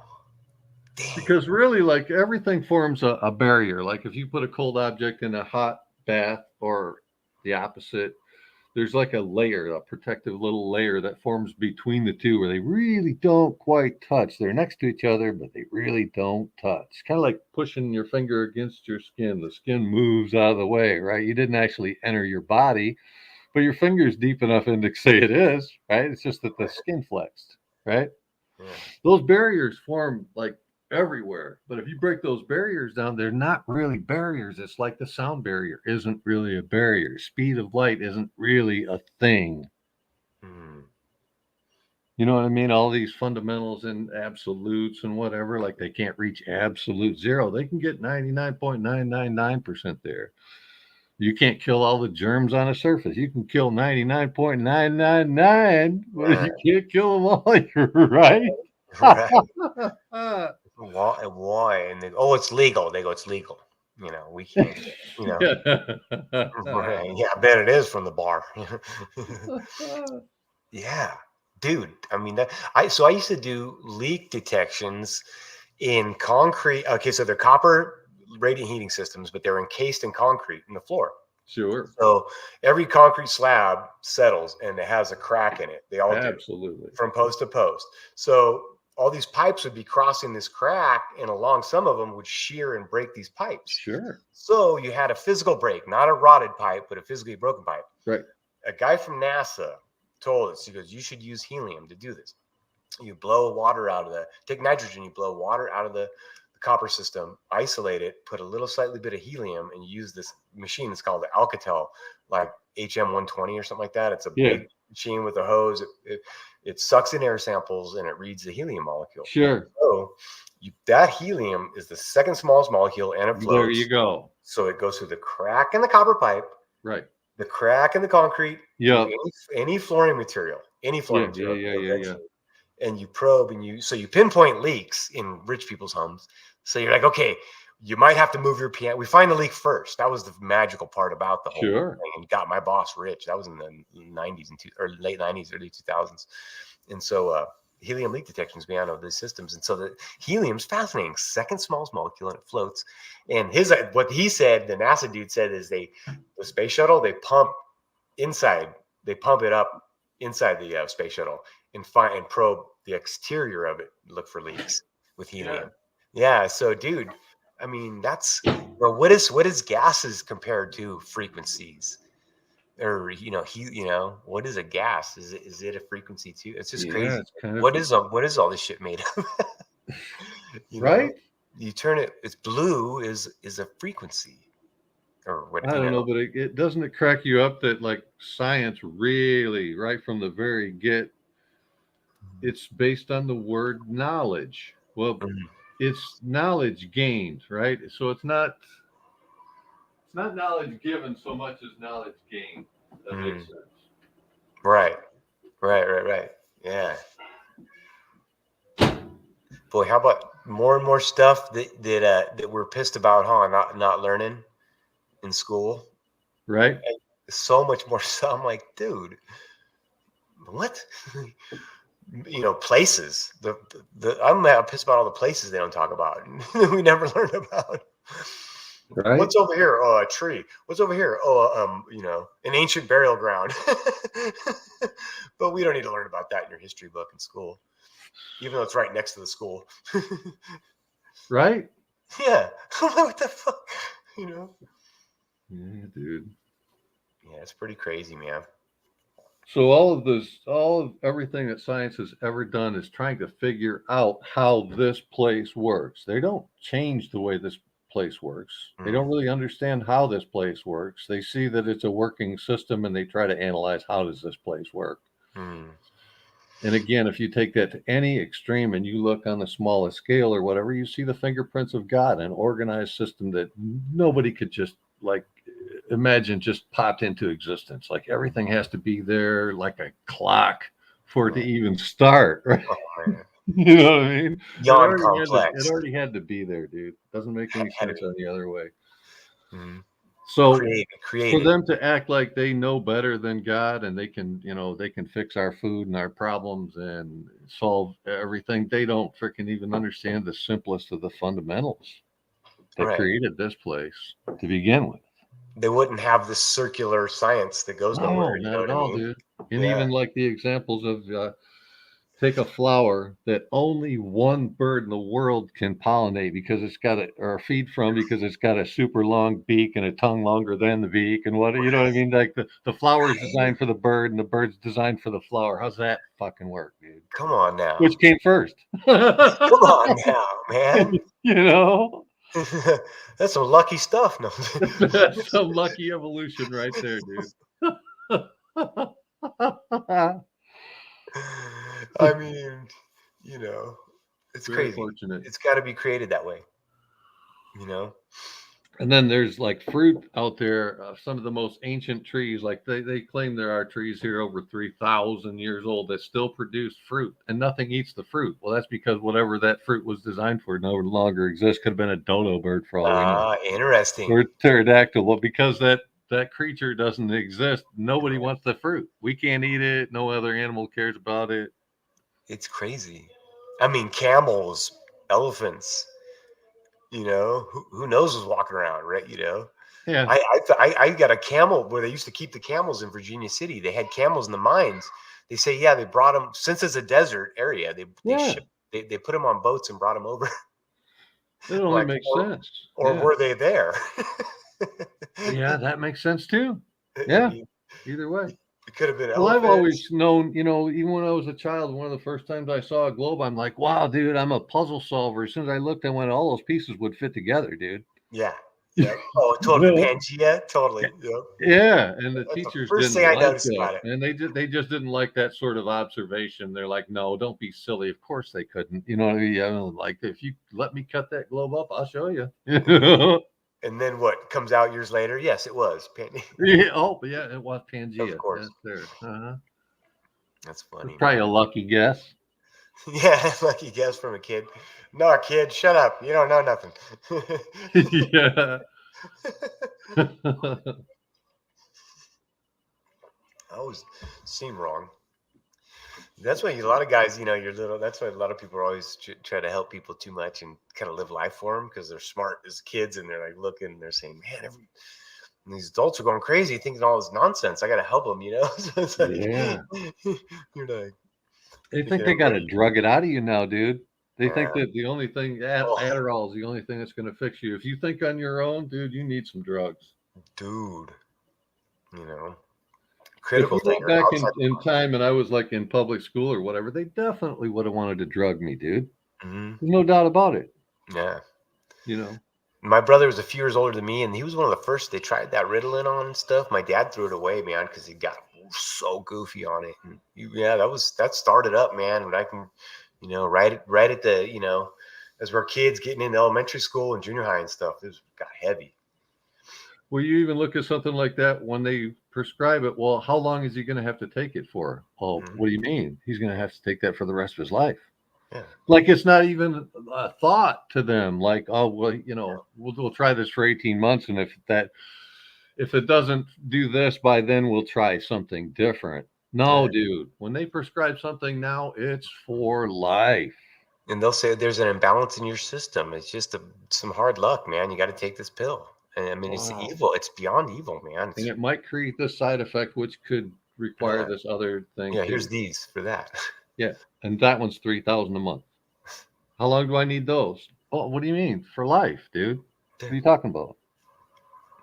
Why would God make you that way? If you need pills. Thank goodness he made pharmakia. I know. What would we do without that? I'm gonna make humans and make a big pill factory. No, that's not nature. That's far from nature and far from God and good. And it's like, gosh, I'm so beyond even saying anybody needs any of that shit, anymore. Any of it. Yeah. Yeah, it's crazy. Oh, thank you. Oh yeah, I got a bunch of stuff. Oh yeah. I'll take it over here, bro. Dude, I don't know how you feel about GMOs, and I don't know how much we can discuss that stuff on here, but I'm going to bring one of them up, and if we want to continue the topic, you choose. Yeah, go ahead. I'm going to tell this story either way, dude. Yeah, go ahead. Bought a watermelon locally at a it's a small farm that really most of their produce comes right from the farm, right? So it's a real local production center. Well, very few things they'll bring in from outside just to have them on the counter, right? So they don't grow plums and they don't grow watermelons, but they do have them on their shelves. They come from other supposedly nearby farms, like here in Michigan locally, right? Dude, I bought a watermelon. This thing was as round as you could get, about the size of a soccer ball. Absolutely perfectly round. Well, that's not a normal shape for a watermelon. A watermelon should be long, like oval, not round. But okay, all right. So they're round now. Okay, I can accept that. Whatever. They had it covered, but it was still warm from being outdoors on a warm day, right? So it was, it was body temperature, probably 80 degrees when I bought it. So that kind of made me nervous, but it knocked. It sounded solid. There was a whole bunch of them there. None of them showed any signs of trouble or whatever. So I bought one. I brought it home, put everything away except for the watermelon. I left that like next to the sink, right? And I thought about having a piece, but I thought, no, it's warm. And I thought about putting it in the refrigerator. I said, no, I'll wait until it gets to room temperature at least. And I forgot about it for 24 hours. And I went back to throw it in the refrigerator to have some. And this thing had what I could only describe as a cancer. It had spots about the size of a silver dollar, so larger than an inch in diameter, all around. Like the whole outside of it, there wasn't a clear enough spot in the flesh that size. Like every place there could be a spot over an inch, there was. What? And it was soft enough that if you touch any of those spots, like your finger would push right in. It smelled foul, like it was rotting, like rotting fish, dude. Like it had been there for a week, and this was like, I could have sat there and watched this happen because it was less than like while I was sleeping, dude. Dude. That's how fast this thing went from looking and sounding and smelling healthy in every way to being so detrimental that like it was offensive to have it in the house. And I felt bad about putting it out in the trash because some creature might get a hold of it. Then I thought to myself, well, what would have happened to me if I would have eaten that as soon as I brought it home? Like it's a sun-warmed watermelon. I'm just going to go ahead and eat it warm. I could have ate half of that, dude. What would I be? What condition would I be in 12 hours later? Dude, I'm sure that's next level. That's next level, dude. And I'm like I said, it's not just that it was soft spots or that they were funky colored or they were weeping yellow colored liquids, but it smelled foul too, dude. I mean, that quick. Because I know that Sam's Club stuff rottens faster for sure than it's like when it starts to turn, dude, it's like that, like a cancer spreading. It's awful, man. Whatever they're doing, it ain't good. Dude, that's insane. That is nuts. You could have watched it. Yeah, I could have time-lapsed that, Joe. Wow. I'm saying 24 hours. It was really just while I slept because, when I went to bed, it was good. And when I woke up, it was that bad. So it was less than, 1 day, whatever. Unbelievable. Yeah, a 6-hour time lapse would have shown that whole thing, dude. I wonder how do you do that? Just with a camera and just have your camera film it? Yeah. Yeah. Oh, huh. Angela Baby Carson, what's up? And the great Alchemos 83. Alchemos. Interesting stuff he's got going. What's up, Angela?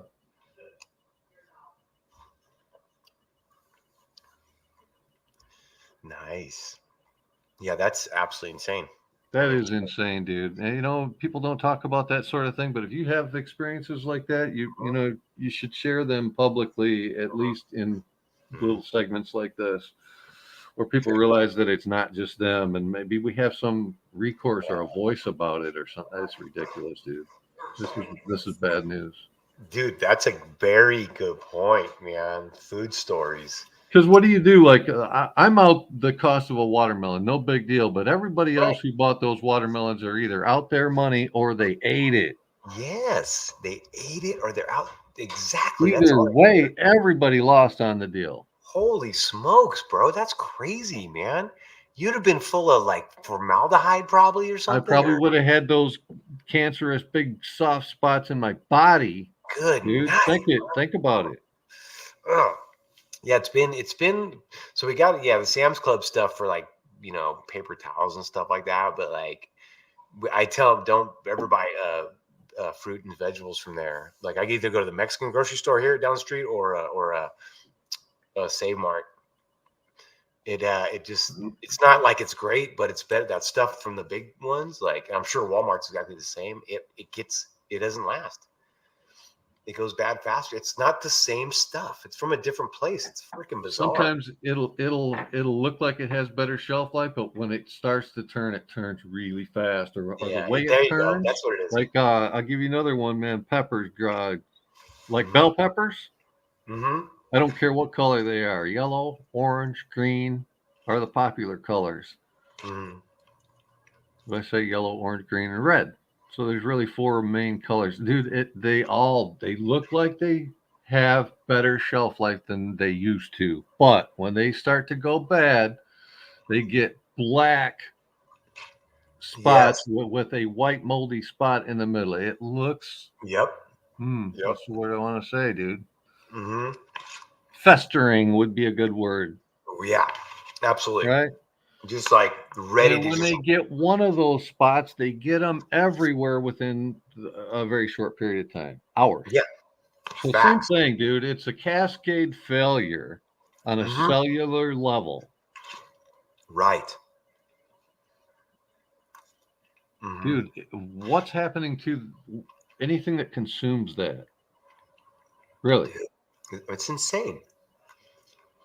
It's really insane. I think one of the leading problems, and it's probably much bigger a problem, like larger of an epidemic problem than we realize, and that's because it's an embarrassing thing to talk about. But irritable bowel syndrome, anything that's lower GI, gastrointestinal, very common. People don't want to talk about having a hard time eating, digesting, crapping, whatever, all of that stuff is like the taboo stuff we don't want to talk about. So true, man. So what if 90% of everyone in the United States is suffering from those conditions, but they don't really want to talk about it? So we think that it's like a small problem and it's a major problem. What people would call like Crohn's disease. What if everybody has it? Yes. Everybody's got that, dude. From eating this crap that cascade fails like I'm talking about. Possibly.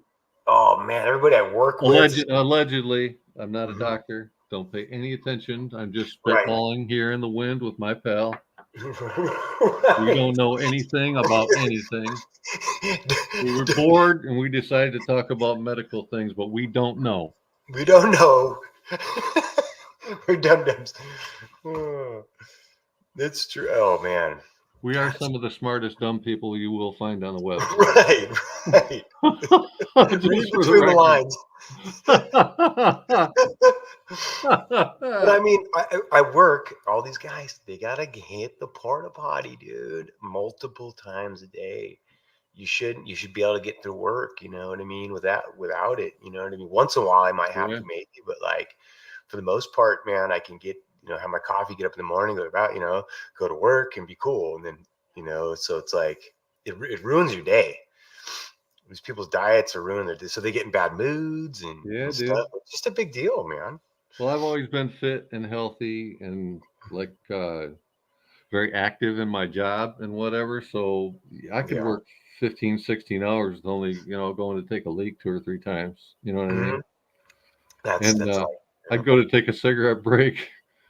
And I'd be back on the job, man, like 4 minutes later. What did you do? I thought you were going to have a cigarette. Oh, I did. Really? That's hot box it, throw it down, and get back to work, these kids don't know, they're like sad. They, angry. They want to make a video because they had to show up for work. I'm like 16 hours later, I haven't eaten yet. Yeah. Right. It's really, it's like a double-edged sword. You're like, yeah, it is too much work and stuff, and yet, man, young dudes got to get it going like that right now, man. Yeah, they don't know, dude. Yeah. One kid, where there's if you took a kid today, like an average working, I don't even know what to say, dude. Just your average person, I suppose.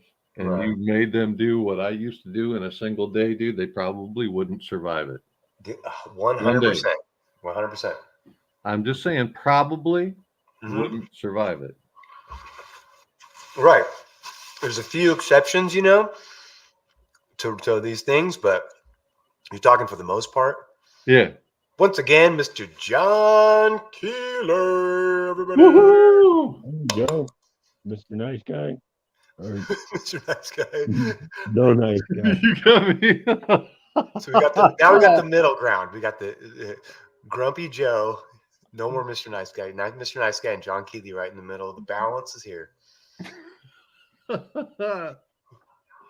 I'm the even keel. The even keel.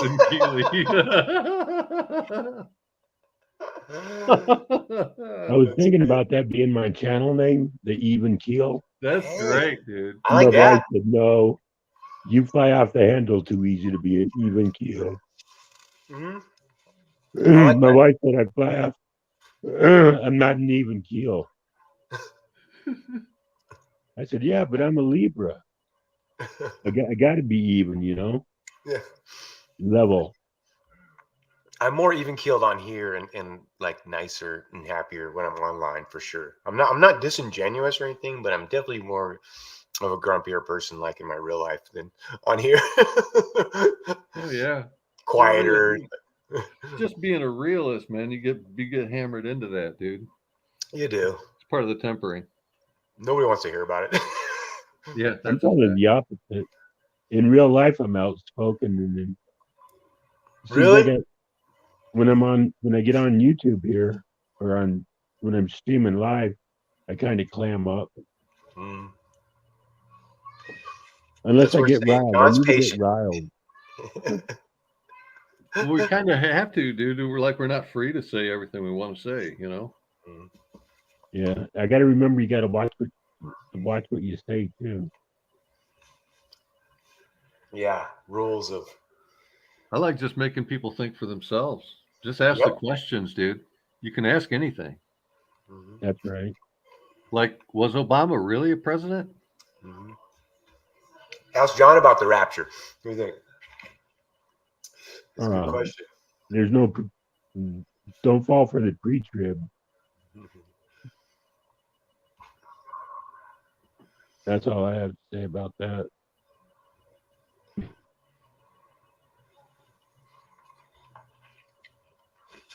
I don't know what to make of it, John. What about the part of the scripture that's been corrupted now, where it says 2 women are grinding in the field and 2 men are in a bed and one is taken and one is not? That sort of points toward a rapture, does it not? I mean, I know it's twisted now, but yeah, well, yeah, we're all going to get called up at some time or another, but I don't believe. There's a whole lot there. Revelation's a book of. Well, that's why we're asking. We don't expect anybody to have all the answers. Right. Well, I'm not even sure we if can it ask. happened already. Revelation might be a book of the past. You've heard the millennial reign might have already happened. It's where a lot of these people get their melted buildings and mountains from. Yeah. Like the fervent heat that already happened. It's a possibility. And then all the mansions, when Revelation where it talks about there'll be many mansions. Yeah, that's a mistranslation. That's rooms. Sorry. Really? Yeah. And you got to think about it like that's a temporary thing right? So that's for the 1,000 years, and then New Jerusalem descends, and that's your home. Like the meek shall inherit the earth. But that whole mansions, the many mansions in heaven, as like many rooms from the original text. And you got to think about it like in spirit form. What do you need a room for anyway? I mean, just maybe a place that you can call your own, just as a simple, humble retreat. I mean, I'm not even sure you'd need to sleep or whatever, but like if you could travel at the speed of thought and be with anybody or everybody all the time or whatever, you might want a spot where you can kind of slip away for a few minutes. Maybe that's your room that you have for the 1,000 years. It's a temporary thing. That's not your new home. Even if it was a mansion, you wouldn't get it forever. And whoever needs more than they can use, like to own a mansion, dude, then you got to have people to clean it. You're not going to ever see all of it. You're going to walk through and see your whole mansion every day? No, dude, you're going to stay in 2 or 3 rooms, and use one toilet, and that's, what's the rest doing? Well, all these old, You know a what I lot of these mean? Like, I buildings, don't want a mansion here, and I don't want a mansion in heaven. I just don't want that much on my mind. What is it? Which chapter and stuff? For what? What? Oh, I thought you were talking about a specific part of the Bible. Oh, the mini mansions? Yeah. Yeah, you'd have to just search like Bible Hub for that phrase to find Yeah, it. I bet it's easy on. You can find all that stuff. well, I know when In my mention, father's house, there are many mansions, is the text, but yeah. that's a mistranslation. I'm telling you, that was rooms, not mansions. well, the rooms makes more sense. Yes. Like, but you would think, in heaven, what would you need a mansion or a room Yeah, for? exactly. To Yeah, spend and what would So it makes me think they're talking about the millennial reign on earth, where you got heaven on earth for 1,000 years. Then you would Yeah, I need a don't. My mansion with my many spidey rooms. sense doesn't tell me that's the next step in this, though, right? Well, prior to the 1800s, there was many buildings all across the realm, huge buildings. How'd they heat them? And they didn't have toilets. Yeah, well, they claim that the weather was different, vapor canopy, everything grew larger except for mankind. They don't like that. If you talk about mankind being larger than we are, oh no, everything else had a gigantic form except for mankind. So that's ridiculous. But they talk about a vapor canopy, a time when it was much more temperate and the air mixture was different, which led things to be able to be larger, stronger, whatever. Yeah. But the fantastic architecture from back then could have been the millennial reign, or it could have been, remember, Solomon built many temples and such using the 72 demons he kept under his control somehow. Mm-hmm. He was terrified at what they were able to do, but he let them do all of those buildings, like I said, at his whim, right? But he was terrified to let them loose because of what they were capable of doing. But there was a lot of the ancient construction that I don't think was built one stone at a time by individual beings. I think they were poured in place, or the pieces were molded, or they were just completely supernaturally formed. There's some of them like you just wouldn't build things the way that they're built, dude. Right. You just wouldn't, dude. You wouldn't start building on unlevel ground. You wouldn't start with big blocks on the bottom and build up to smaller blocks. You wouldn't carve into the side of the mountain and like put a fascia of a building on it. Like, right. What? Well, you can't bring your materials in on a dirt road either. Right. You wouldn't ship materials across an ocean just to have that type of marble somewhere else. I mean, dude, come on. You just wouldn't do it, dude. So if they wanted to move like big stones across the ocean, the smart way to do it would be to put a whole bunch of buoyant bags or something around a stone and float it across the ocean rather than to try to load it on a stinking ship, right? Oh, dude, 100%. And put the whole ship at risk. I mean, put it with something buoyant enough to carry just that one piece, and then drag a whole line of them across. You know what I mean? Shit. Like, I wonder how, what's the capacity of like balloons? Could they just carry anything? A big enough balloon? You know what I mean? Dude, now when you start looking at these massive stones, like I'm talking about, to move a stone from Europe to the United States, or I want to build it with Italian marble in Chile, dude. Dude, I mean, like, what would you do? They could just, it's crazy. The way that's why I say, like, I'm so fascinated. I'm gonna go check out the train museum, but really, trains are like, what was before that, and they're old. They're so old but I feel like that was trains, planes, and automobiles are just junk, dude. We used to have better ways of doing shit, man. Dude, from Vimanas to the super huge Zeppelins that they had for air travel, they might be slow, but hey, slow and steady wins the race. There probably weren't ever any crashes. Honestly, I can't think of why would. Maybe. and then water, air and water. Yeah, and then water, and then don't forget underground, man, in the tunnels and whatever, dude. Other than flooding risks, once you build something underground, who's going to come like just walk in on you? Those those tubes where you shoot stuff in. You used to put your check, at the bank, and it go through the tube. Dude, those pneumatic. That was us back. Yeah. Did you know that New York is all plumbed up with that shit, building to building? There's a whole network.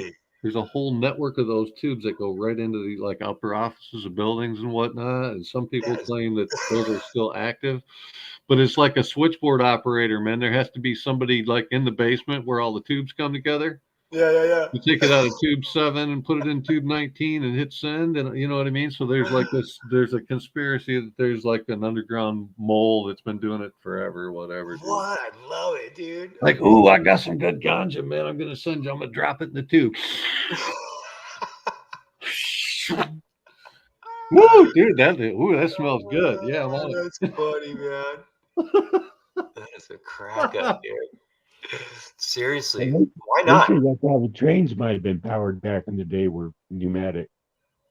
Yeah, that's a lot of the tunnels. That's where they came from. Right. That makes more sense than what they claimed Elon was trying to do with that Hyperloop. Because you think about it, they were trying to tell us they were going to suck all the air out and make the thing a vacuum, and then the train was going to power itself with a turbo fan. Well, wait a minute. What's it turbo fanning if you took all the freaking air out of the tube, dumbass? Right. Fail. Two things used to be piped into people's air and steam were in plants. I've seen receipts for steam. Like all the old hotels had, steam radiators and steam. Yeah. So, and boilers weren't everywhere. There was like a lot of central boilers and piped and steam everywhere, and like people don't realize, Joe, that steam can be superheated. Like water has a limit. You can only get water to 120 degrees. To 220. What is it? What? 212. Yeah, water. Yeah, whatever till it vaporizes. It's 212, right? I don't know what exactly is. Boiling point of water, sea level. Yeah, 212. I think I'll go with that. And then you can't compress it. But when it's become steam, it can be superheated, dude. There's a video on YouTube where a guy took like the steam coming out of a small vessel going through a couple of copper coils, and the copper coils were being heated by a torch, so they were like glowing, dude. So the steam going through this glowing copper pipe was coming out and lighting paper on fire, dude, cutting shit in half. It was freaking crazy, dude. So the pressure goes up because you're superheating it, and it comes out hot enough to create fire, dude. Yeah, my buddy was a boiler and the ship, a Navy boiler guy, and he said steam killed a guy. Steam just chopped. Oh, dude, they'll cut you in half, man. Yeah, pinhole killed a guy. Yeah, we used in San Francisco. Just a whiff of it, man, you'll cauterize your lungs, all your mucous membrane. Yeah, have you seen the single pipe? The old radiator systems, the oldest ones, weren't loops of water. Radiating, they were a single pipe that you heat the steam up. It would go condensate up to the radiator, condensate inside it, and then drip back down the same pipe and back into the boiler. Single pipes. I repiped those. Whoa. So, yeah. Me and my first job, we repiped. So you got steam pressure coming up and water going back down in one pipe. Yep. In one pipe, single pipe. Oh yeah, why not, dude? Yeah, fascinating, dude. And so we turn those. So what we do is those radiators, we'd have to, one plug was plugged because it was a single pipe system. So we'd have to go in there, man, and get those old plugs out of those ancient radiators with these giant pipe wrenches, dude. Oh yeah, dude. To make it a loop, you know? Yeah. But I mean, I always thought we should not replace this. This is sick, dude. Yeah, dude. Some of that old technology was the better thing, dude. No doubt about it. Oh, my brother worked with those big tubes in San Francisco in a bank. That's right. I remember that. My brother Robert's in the chat right now.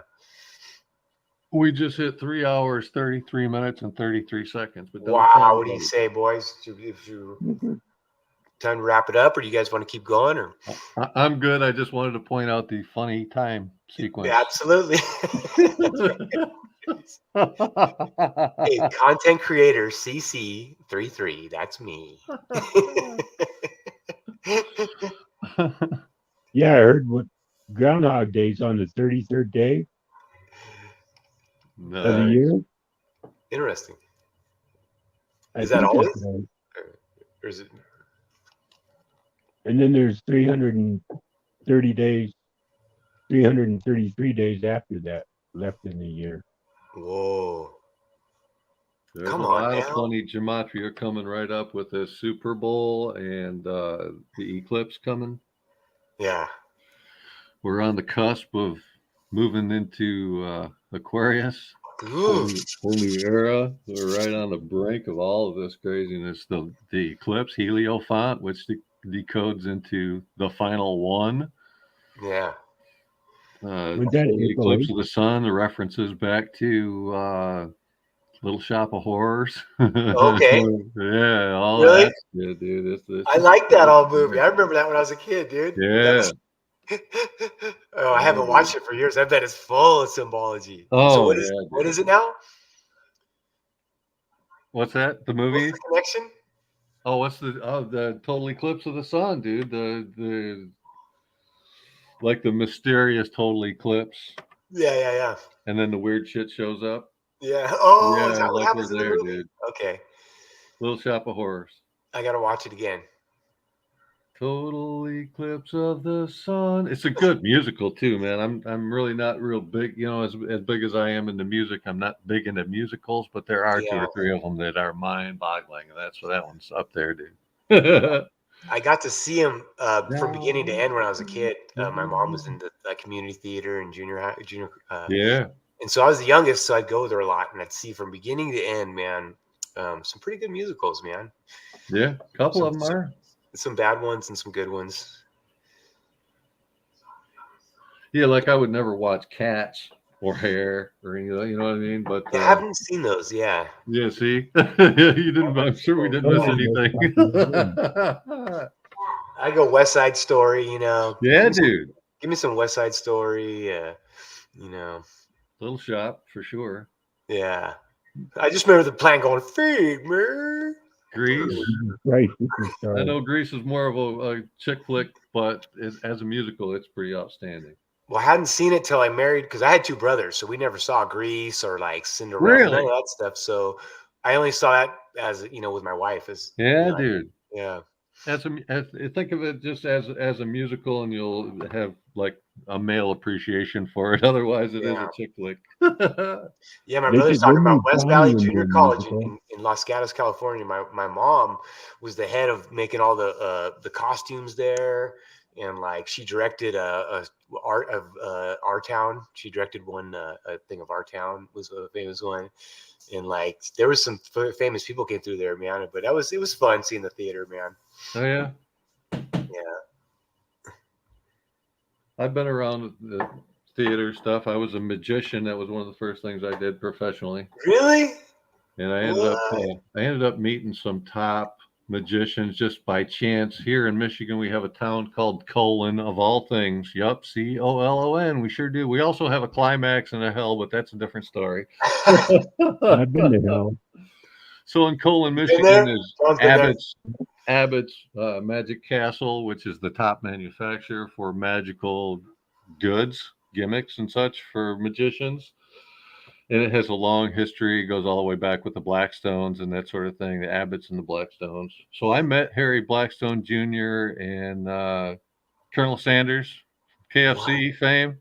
No way. And a handful of others. I don't want to mention too many names here, but I met and shook hands with, performed with some of them, practiced with some of them. It was a pretty cool Really, thing. really fascinating, dude. So I had my theater time on stage performing magic with some of the biggest names out there, dude. It's pretty cool. Get out of here, dude. Really?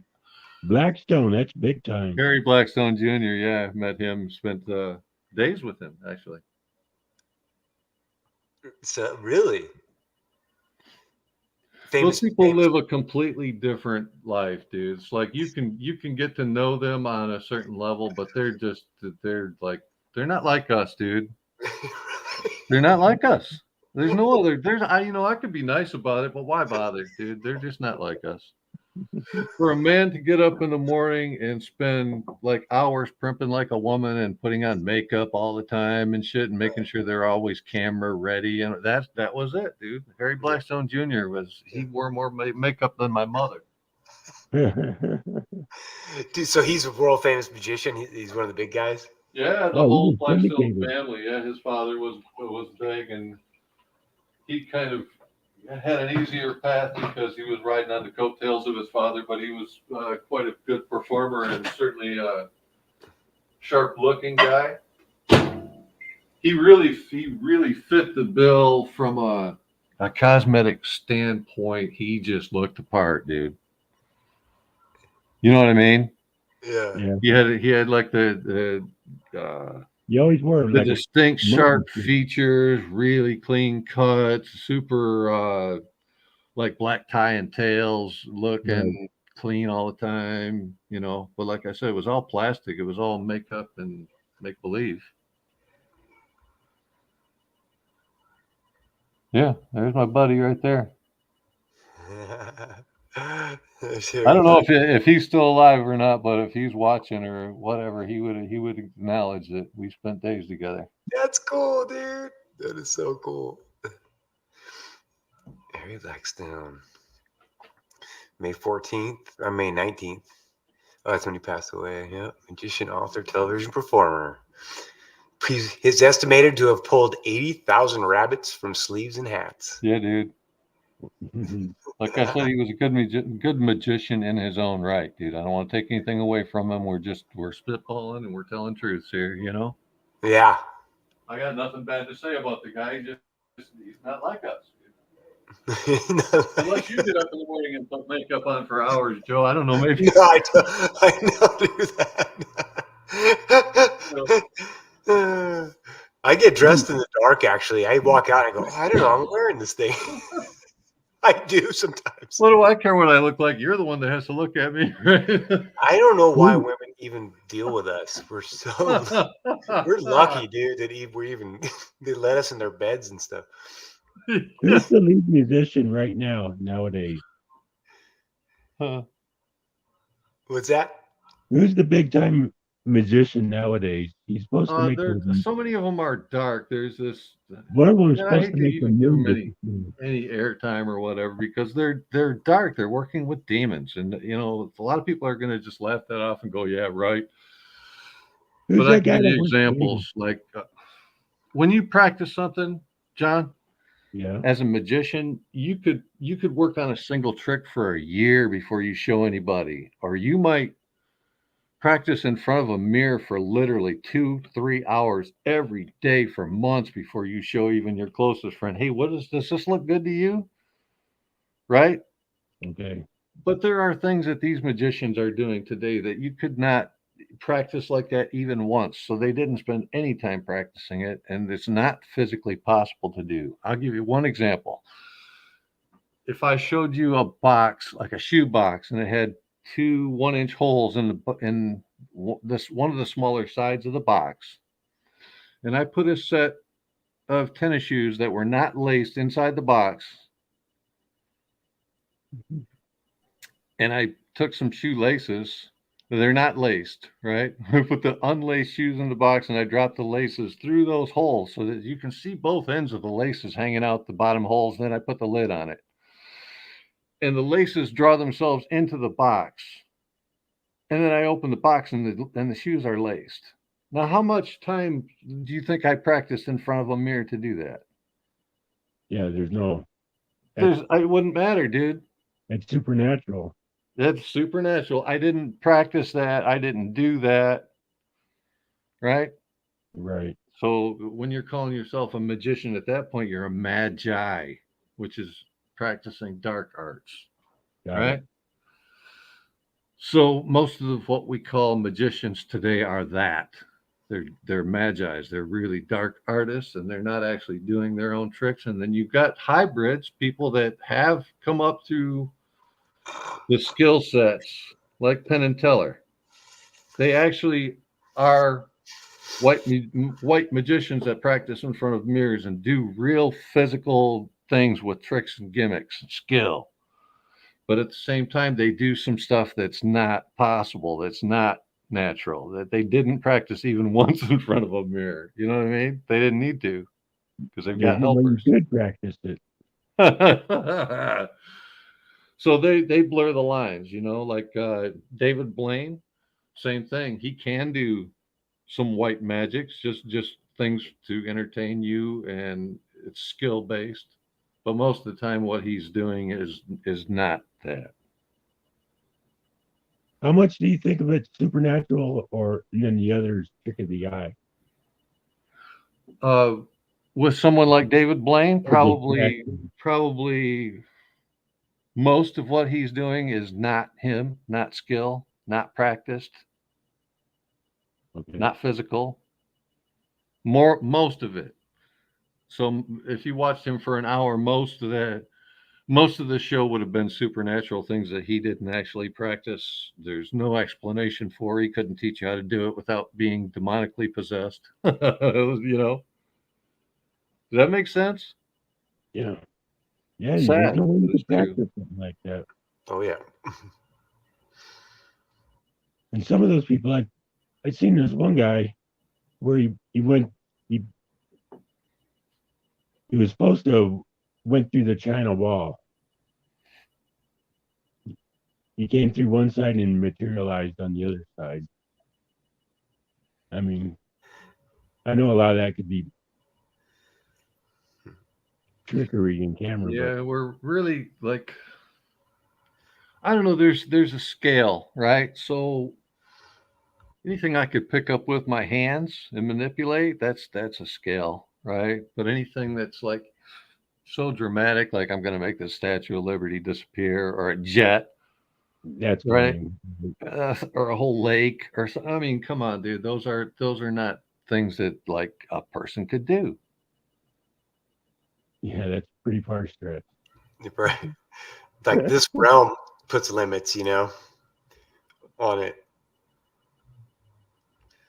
Seems to be.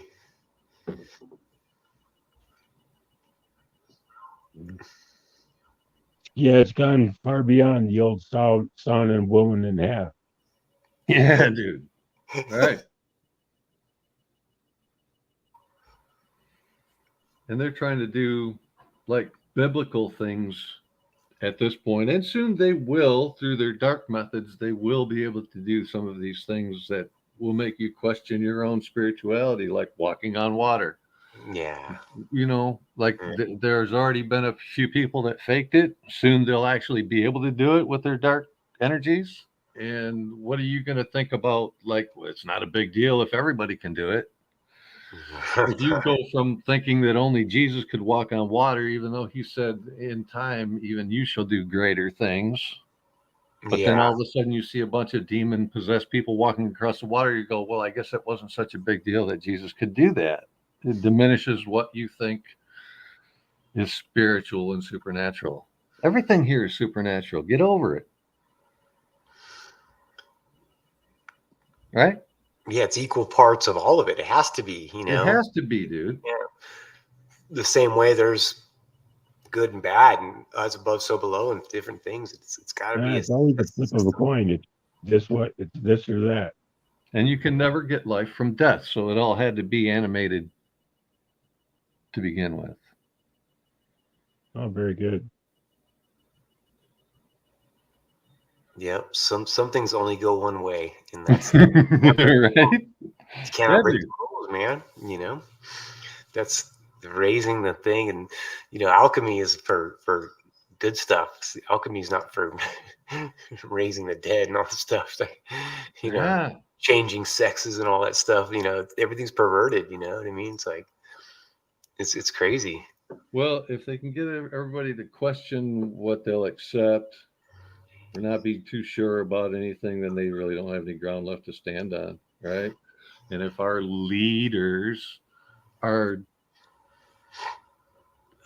swapping genders or pretending to be mated with this, you know, opposite of what they are or whatever, if it becomes socially normal and acceptable and illegal to say anything about people doing such things, then even going back in history, they'll go, well, it's acceptable now, you know, and also we can't, you know.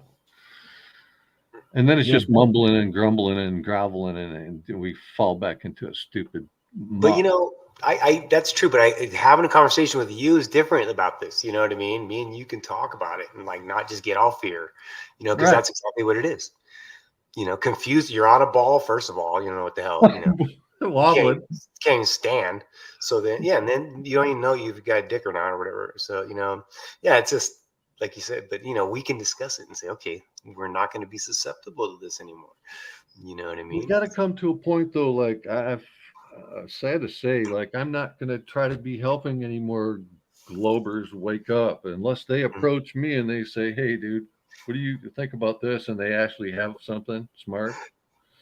Like I'm not going to waste any more time trying to help all these people that don't want help, dude.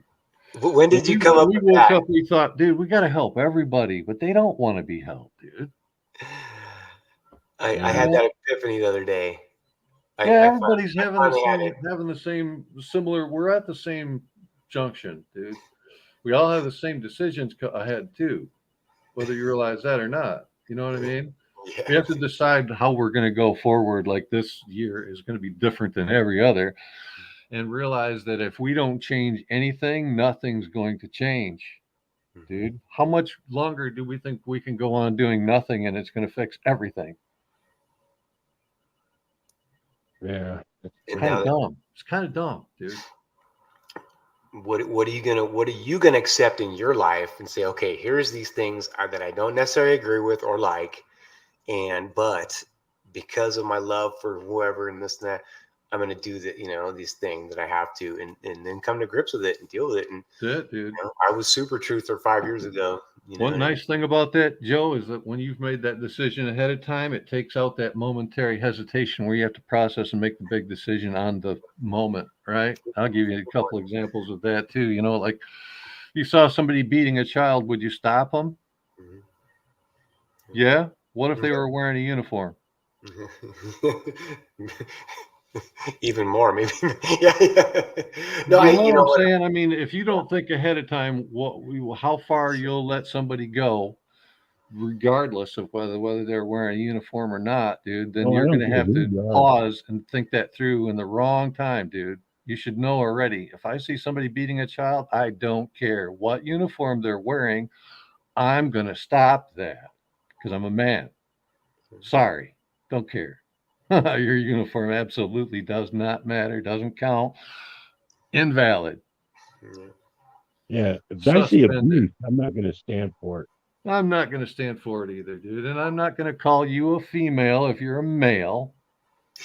No, I can't do it, man. I can't do it. I can't, you know what I mean? I can't even go along with people doing it, you know, like they do it repeatedly with the same people. I'm like, dude, come on, please stop calling Oprah a woman, please.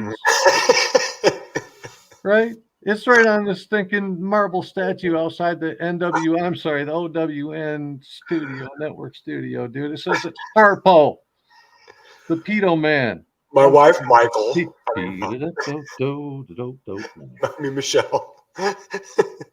Come on, dude. He called her Michael. Of course he did. But there's no evidence. I never saw them hold hands or kiss. I don't call them a couple. Are you kidding me? Based on what? Couple of what? Couple of what? And if they're both flip-flopped, are they a normal couple because the male's a female and the female's a male? Both Baphomets? I got to go along with that? No, I What's the don't. last one I heard was a dude that plays Wolverine. It's like he was always married to some like a older, uglier looking lady, and it turns out he's gay or something like that. I don't know. Like just all of them. They want you to fall like into admiration. I don't want to say like you fall in love, but fall into admiration for a character, and then later that character has a big shift that you should be revolted by, but you accept it because you already like the character. Does that make sense? Thing. Huh? The Bruce Jenner thing, yep. Well, even like let's go with Roger Moore, dude. They made him into a 007 action figure, right? Always gets the man, always gets the girl. That's important, right?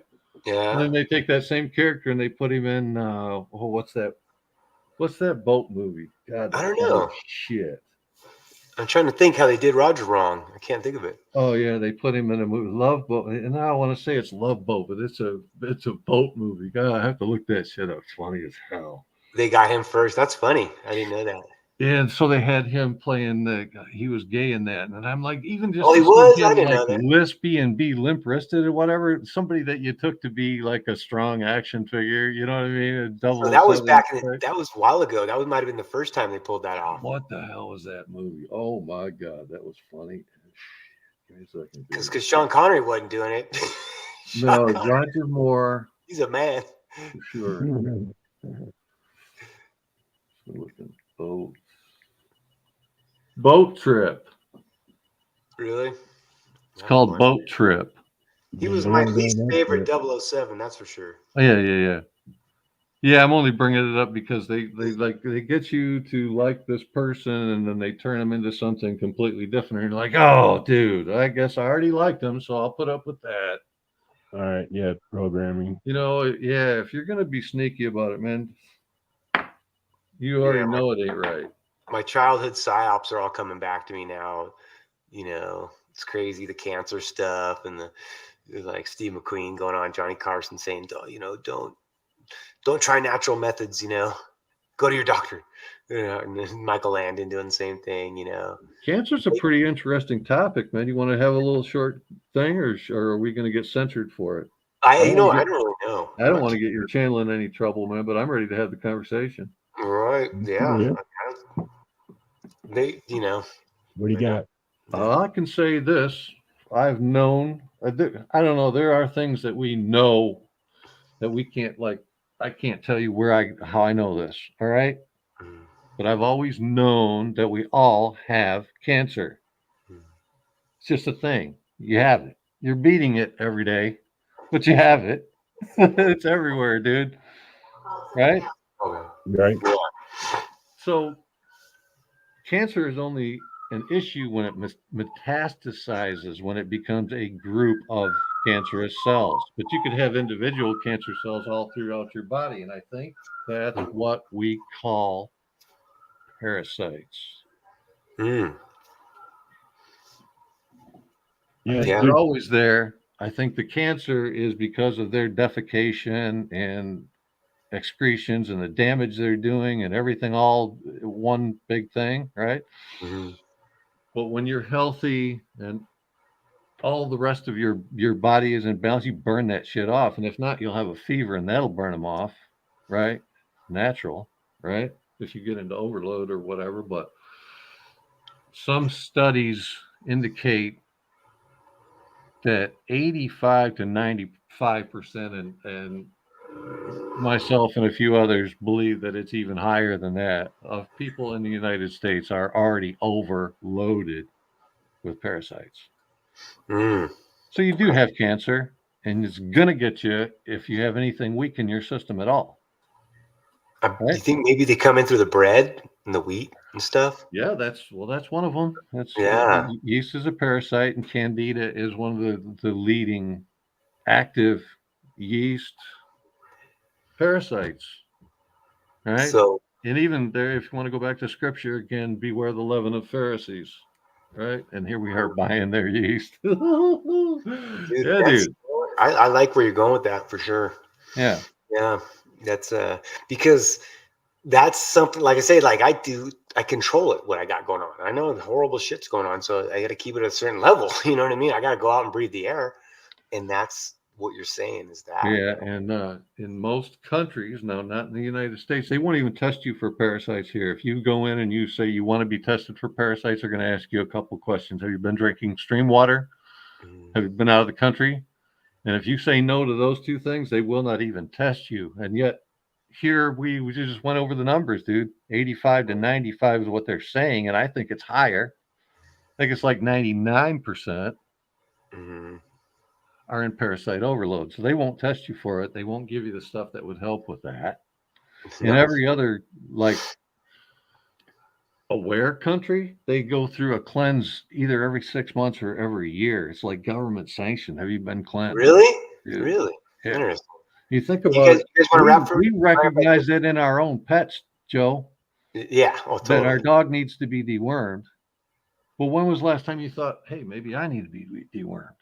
Yeah, I know exactly, dude. It's crazy. Right? Hey, you guys mind wrapping for like a few minutes? What if you have pets that have worms and you know they've been licking on your food and your face? Oh, You treat them for worms, but you don't treat yourself. Dang, that's What hardcore. about It's true. Yeah. Hey, I need to cut out for just a minute, if that's cool. Yeah. Okay. All right. I'm going to heat up a coffee real quick. Okay.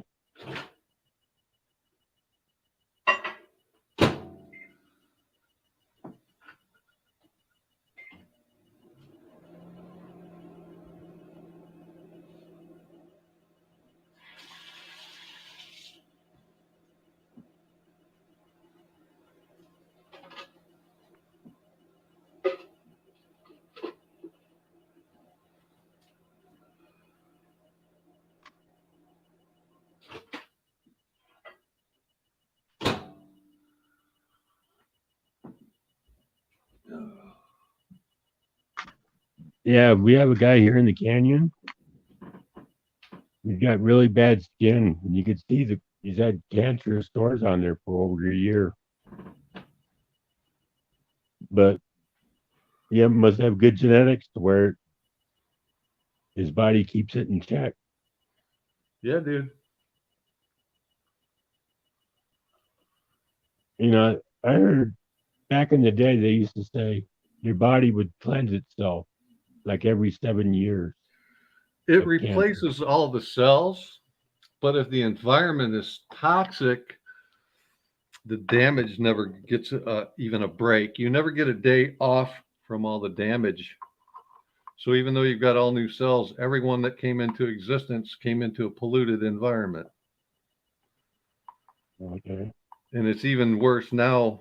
If I go outside with tennis shoes on and walk on any hard surface, it can be indoors or out now, I can feel grit between my shoes and the hard surface.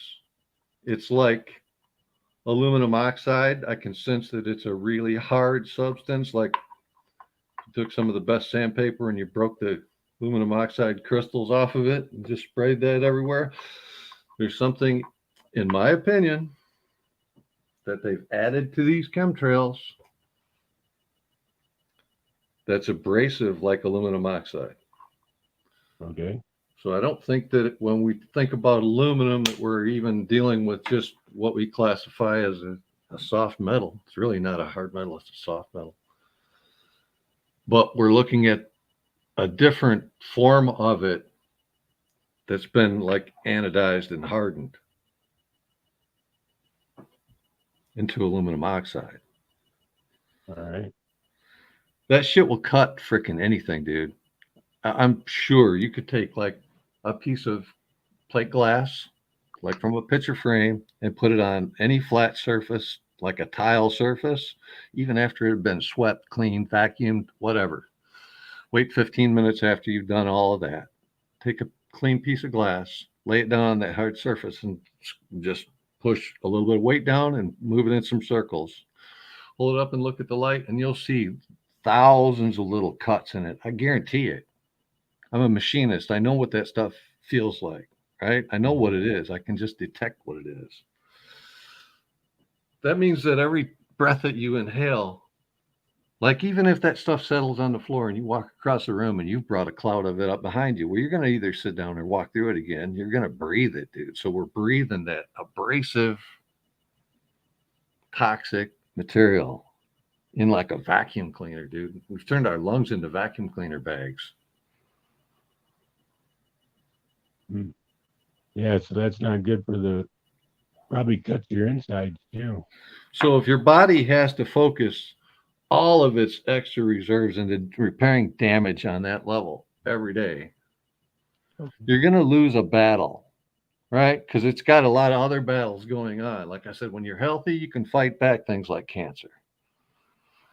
But now if you're doing damage on that level every day, that's where the energy, that your body has when you sleep to repair or whatever is going to have to focus on today's trauma, not the ongoing stuff it normally does.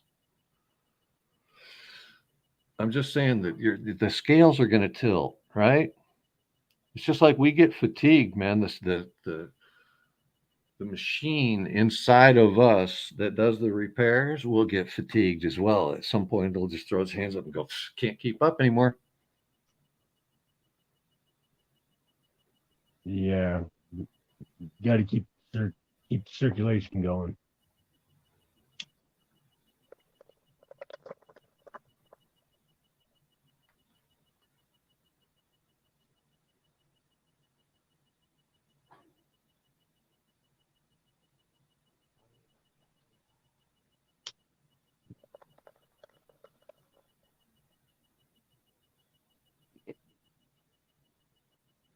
Dog ate cat food. Okie dokie. Hey, Joe. Huh. You're back. All right. What do you want to look at? Anything? We were just talking about how you got to keep the body, keep it moving, and don't fatigue, so it can stay strong. I know. Could you hear us when you were away? Or a little bit. I was running around doing stuff. Oh, I don't know if you heard what I told him about. If I go outside with tennis shoes on any hard surface anymore, indoors or out, I feel a grit underneath my shoes, dude. It's whoa. It's like walking on sand, but it's harder than sand. It's like aluminum oxide, and I think that's one of the additives in our modern trails. Oh, dude, it's on the. And so we got there by talking about cancer and the damage that our bodies are able to keep up with. But if you're inhaling aluminum oxide and it's cutting your lungs every day, that's where all your reparative energies are going to be, right? Oh yeah. That's why we're having allergy issues, we're having snotting issues, we're having respiratory problems, we're coughing shit up all the time, right? But when you're sleeping and your body goes into full-on repair mode, if you've got a hot current condition, like your lungs are bleeding, that's where all the energy is going to go. So like all these parasites that we were talking about or whatever, they're just going to get ignored, dude. Can't do everything. So your lungs get healed every day, so that you're not seeing the damage from what's actually being caused, but it's taking away the focus for the normal repairs that happen. It makes sense. Yeah. Well put, man. Yeah. Yeah. So I'm sorry some of you had to hear that twice, but it was important to me that Joe kind of get caught up on what we were just talking about. I mean, literally, you're diverting all your energy over here. Yes. You're letting this dude. I mean, it's Sun Tzu, man. It's art of war. It's crazy. I think that whole idea of silent weapons for quiet wars is such a cowardly approach. I'd like for one of them that support that as a way forward or whatever to look me in the eyes and say that out loud and mean it. Opposite of what we're trained to be like, Man to man, just look me in the eye and tell me that you believe that that's how we should be going forward and see what happens. Yeah. What weapons we can't see against us,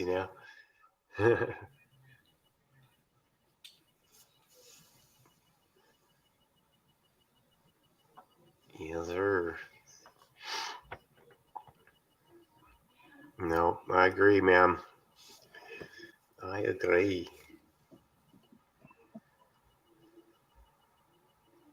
Yeah, it's all about what you put in. So Man, Yeah. 4 hours and 13 minutes, Joe. Dude, that's crazy. It just goes by, I swear. Like, I feel like we just started talking, Love it. or we just touched on subjects. Yeah. Touch on, Well, if you want to take it somewhere else, talk about a different topic, bring it up. Otherwise, we No, can I'm wrap pretty it up. good. Whatever you want to do, dude. Gotta get going here pretty soon, man. All right. Probably wrap it up pretty soon. But yeah, golly. It's so So much. you want to do one more topic? You pick. Yeah. Hmm? You pick. No, you pick. You go. Oh, You boy. guys. John pick. John pick. Something Top on your chat. mind. Let's ask chat. Yeah. I go Yeah. like There you go. this week, what have you been I put in the thing, like, because I always have something that's on my mind. Like it was a couple weeks ago, it was these giant ceramic boulders that were inside the Bosnian pyramid that were right along a waterway. They sit these big giant, and I'm like, I couldn't stop thinking about it. You know what I mean? It's just like, I don't know. And like, what's on your mind, everybody? Because we're researchers in this community. Yeah.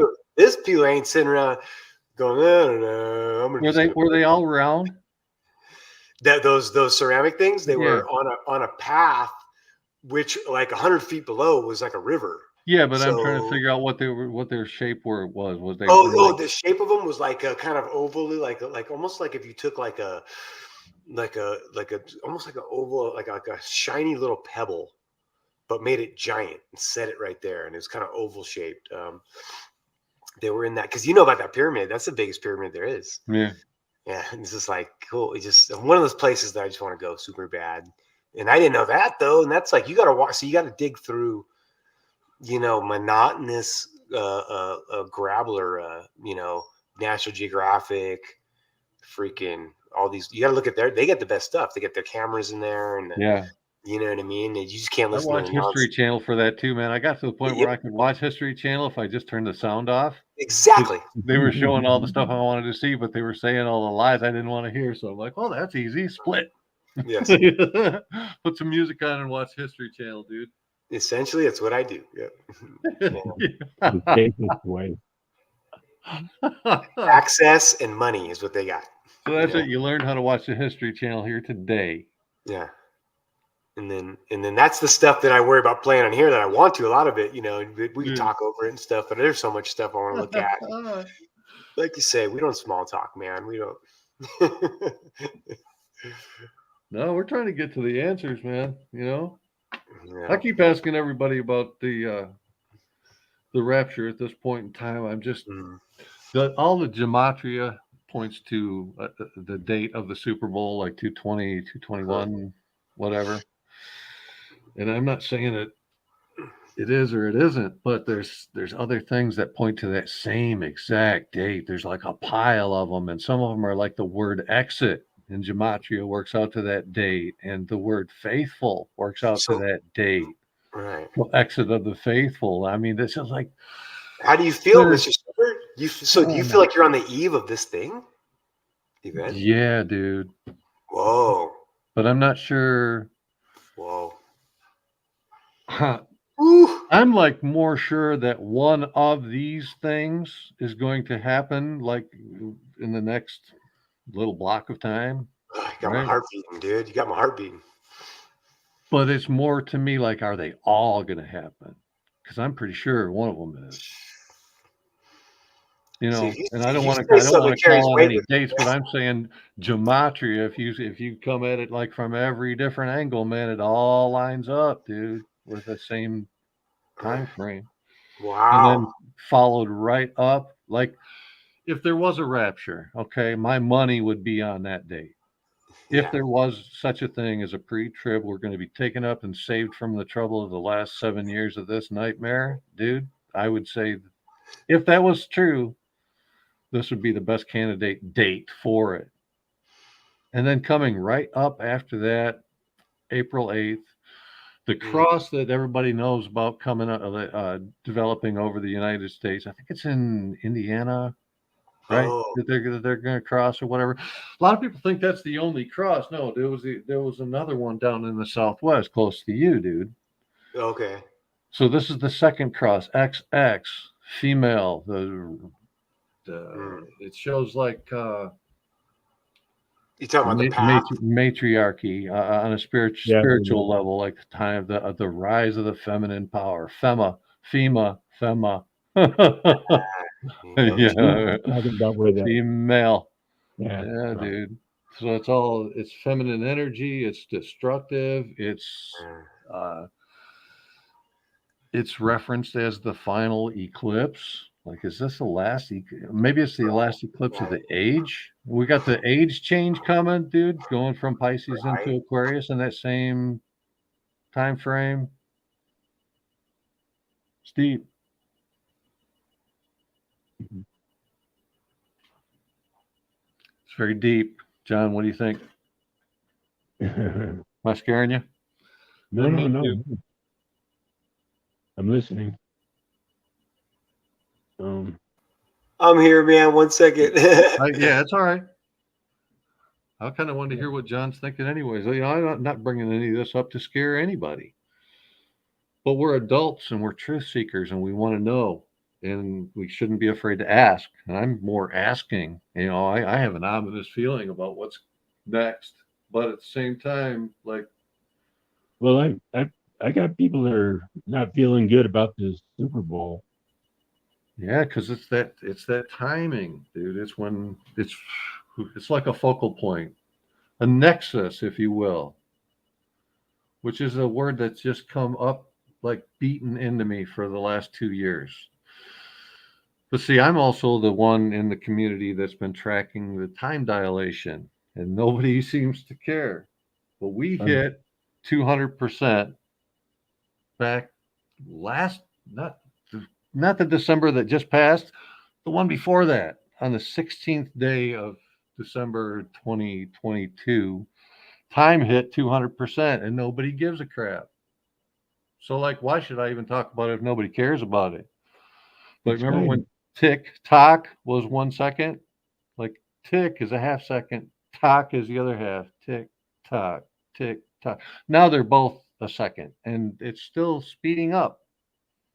So it was 200% then. Now it's like 220, 223. Well, who cares? Wow. Time speeding up. Yeah. Exponentially.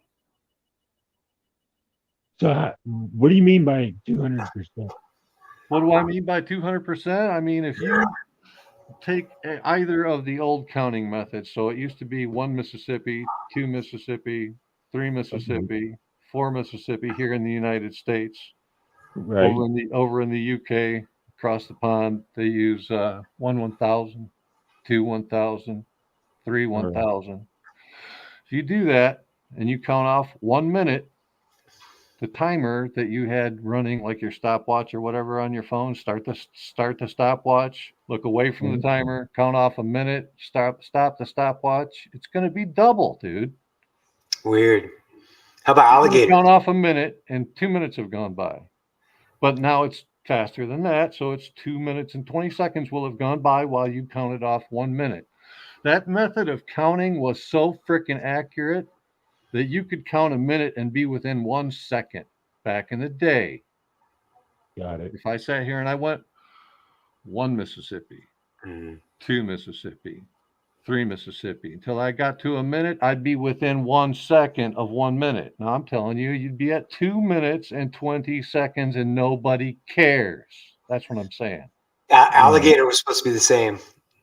We used to use alligators too. 1 alligator, 2 alligator. Yeah, any 3 simple. Yeah. Well, that's something to think about. Yeah, any 4-syllable word. That was when you played touch football. You had to count alligators before you could blitz the quarterback. And so there's a rule. Okay, it's 5 alligators before you could blitz. You could come out. And that used to be 5 seconds. Right. Now it's 2.5 seconds. But Now it's less than 2.5 seconds. You'd go 1 gator, 2 gator. Yeah, no, it's cheating, dude. It's alligators. Yeah, dude. It's weird though. That's a trip. So I challenge anybody to bring up the timer on their phone, clear it, start the stopwatch, and look away from your phone. Count off 1 minute. Hit stop. Give yourself the 2 seconds it took you to hit stop. You know what I mean? Be a little flexible, but I'm telling you, you'll be off by as much as I'm telling you, more than 100% off. All my epiphanies, man, or my favorite things about waking up is the feeling of the epiphany, man. I just love it. And time as not being thought of as back there was, you know, you're young, and now there's old and you're dead. And that's how it was. Back then we were dumb and cavemen, and then yeah. So but here's where we get into a problem though, Joe, is because we were trained to think of time as linear, that we have such a hard time accepting that that was a lie, that we say time doesn't exist. Yeah, I know, right? That's what truthers will tell you. Time doesn't exist. It's a construct. Right. Okay, so how was there an alpha and omega? How was there a beginning and an end? How did anything ever start if there was no time passing? Somewhere time passes, it moves everything. Okay. But it's not linear. Right. It's cyclic. Right. It's an Ouroboros. It eats its own freaking tail. But me and you have talked in the past on live stream, so that exists. That exists. Shared time together. Yeah. So but it's not a straight line, it's a loop. Exactly.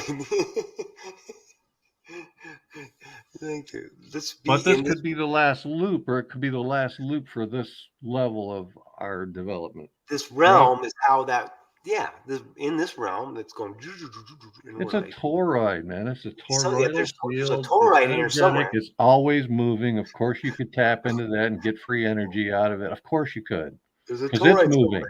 Yeah. The energetic field is moving. That's why the sky is moving. That's why oceans are moving. That's why we have wind. Mm-hmm. So we're on a flat accretion disk in the middle of a toroidal field, a flux field that's always moving. You can see it if you look at the aurora borealis. That's showing you how the toroidal field is going.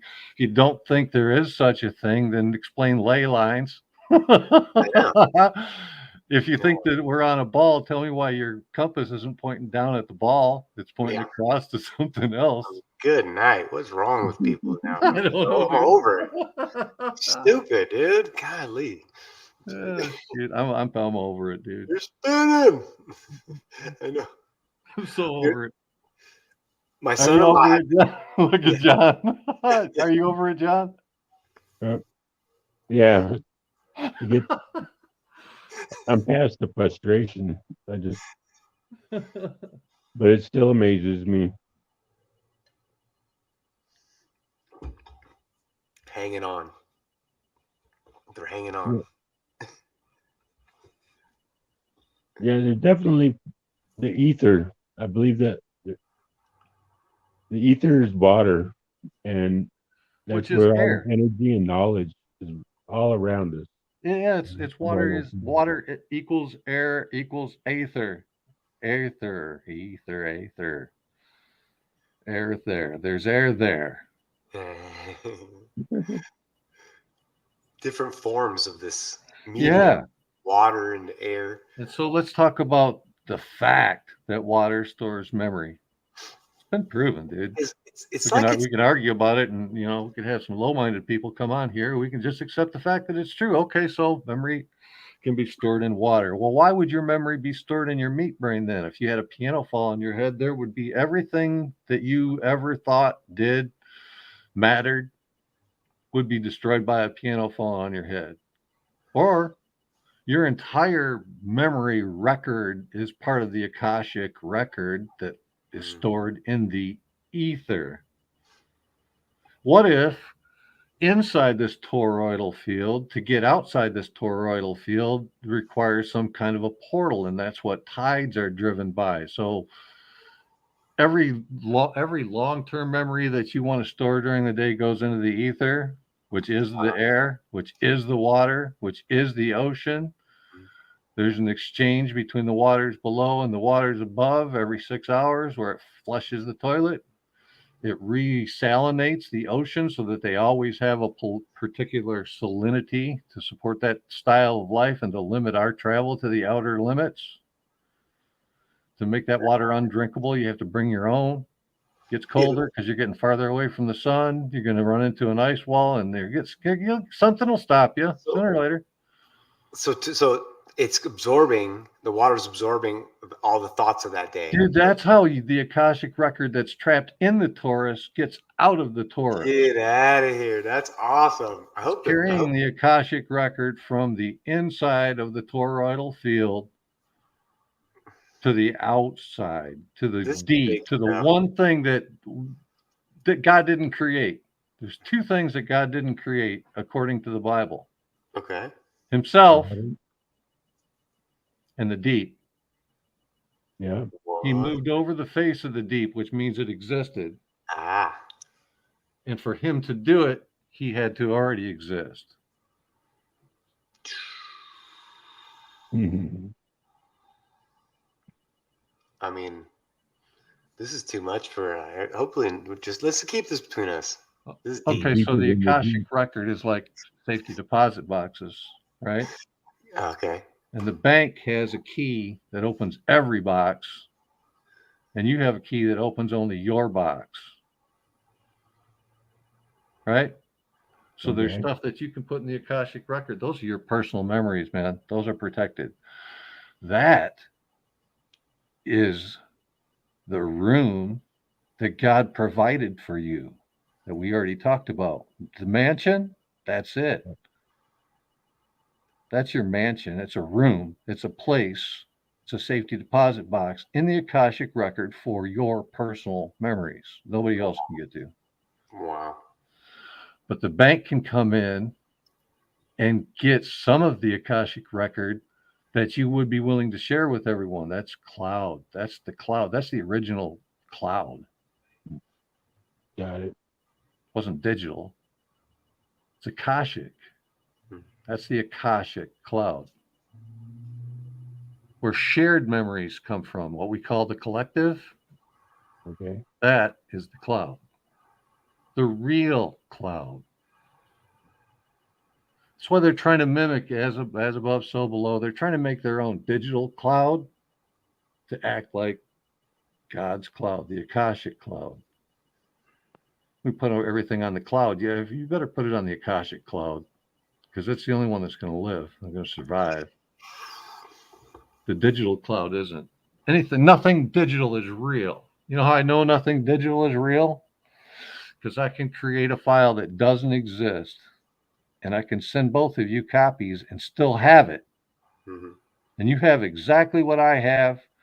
Now there's 3 of them, but I still have the original. Yours are absolutely not different than mine, and you can turn around and give it away to as many people as you want to and still have it, which means it's not real.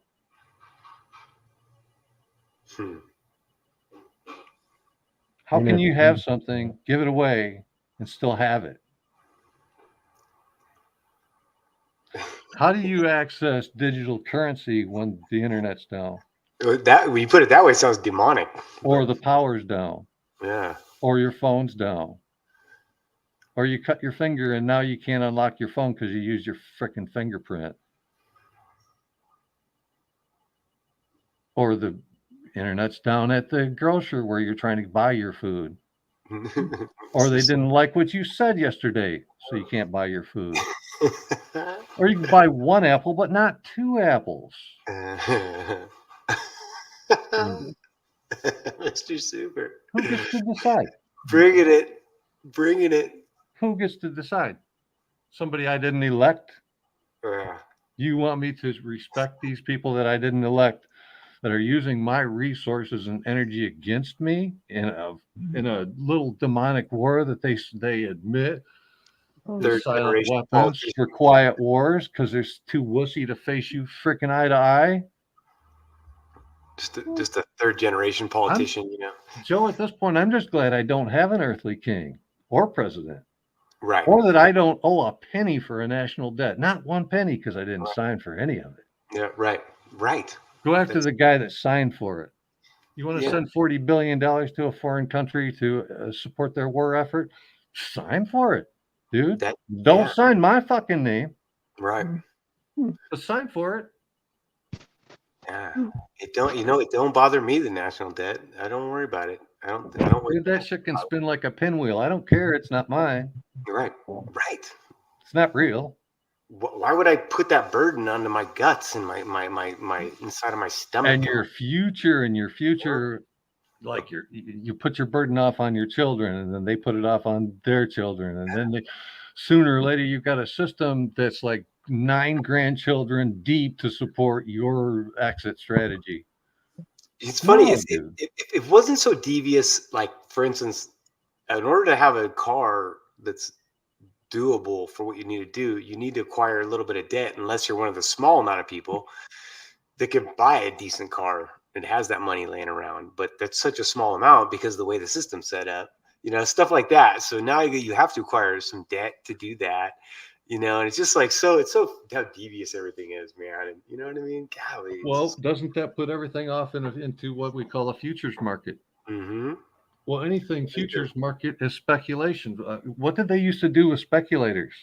They used to fricking hang them on the gallows, dude. Because you're betting on the future production and work effort and ethic and usury and everything of untold future generations without their consent, dude. It's not right. Speculators used to be hung, dude.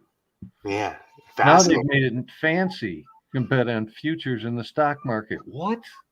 Yeah, if oranges do well this year, I'm going to corner the market. You know what? That ain't right. You already know in your soul that ain't right, man.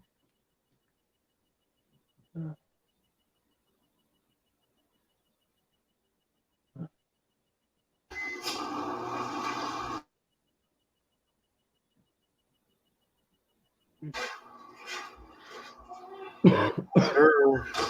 All right. Well, I'm getting this room's kind of getting taken over here. All right. Okay, guys. Yeah, I'm just 4.5 anyway. Yeah, dude, look at that. What do we got here? We got 4.5, man. You were just getting on a roll too, buddy. So we got to do it. We got to do it We again. can do it anytime, man. Yeah, perfect, buddy. Perfect, man.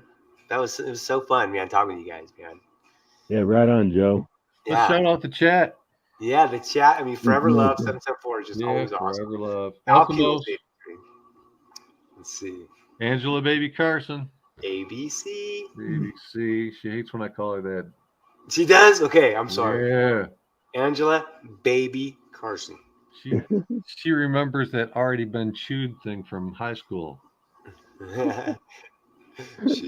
Mona K. Yep, that's my Love wife. you, Angela, you know better. Yep. Joe King. Robert Kirkendall. That's my brother. That was my brother.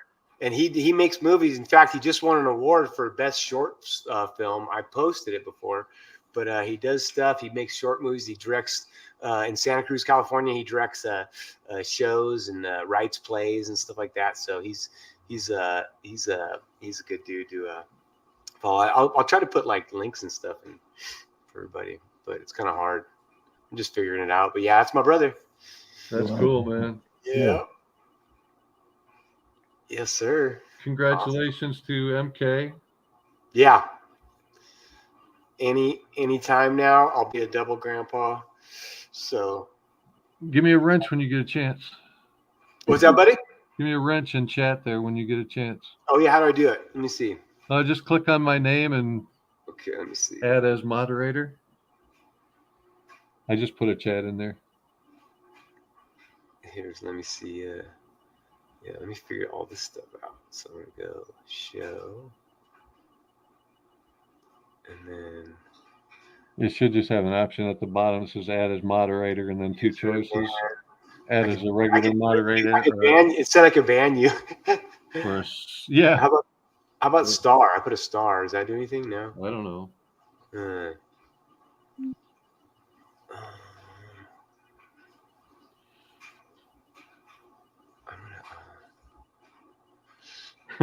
Joe's brother.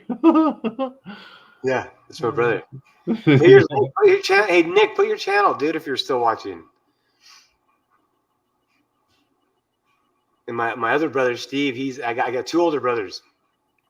And we're all totally different and interesting dudes. These guys are interesting guys. Yeah, cool. This is Dude, it's not hard to get me on a roll, man. You want to do this? You want to do this awesome. You want to do this anytime? I'm good for you, man. Dude, awesome. I so appreciate it. You know you're my hero. You are my hero. So I tell everybody. Y'all, oh, look at, so I put that up. But I didn't mean to. I put that. How do I do it? Oh, wait. Edit? Oh, Mr. Nice Guy. I'm so glad John joined us too, man. Thanks, John Keeley. Yeah. Yeah. I'm always glad to participate, whatever I can. Oh, dude, super awesome. I literally can't figure it out. I don't know how to do it. You have one little drag down, but then that is to like ban you or something. Let me see. I'm gonna have somebody help me do that. Oh, maybe here. Oh, like that. Okay. I'm gonna stop boring everybody. I'm trying to learn this. Oh, you didn't see? Yeah, it's normally you just click on my name and it will give the last option would be add as moderator. If it's not doing that, just do it later or whatever. Yeah. Okay. All right, guys. Well, hey, listen, old guys got to talk, and I love it, man. Yeah. Thank you, fellas. Boomers are cool, man. Boomers are cool. And maybe should we plan something, or no? We'll just figure it out, huh? It's not dice. It's nice, Angela. He put no more Mr. Nice Guy as the title for this stream, so I put Mr. Nice Guy as my name on the stream. And yes, it's me, Mr. Stupid Sidewinder. Wait, did he say stupid? Channel. Yeah, my son-in-law is gonna help me real quick, but I don't know if you can like. Oh, maybe I have to be like if I click on Mr. Super Sidewinder right here, boom.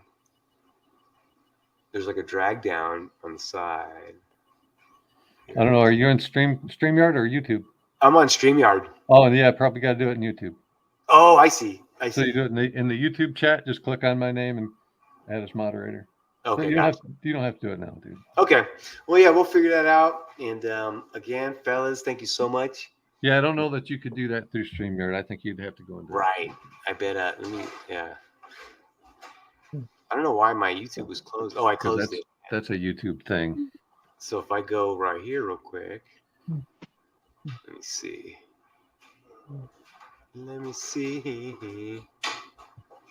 Much. Thank you all for coming.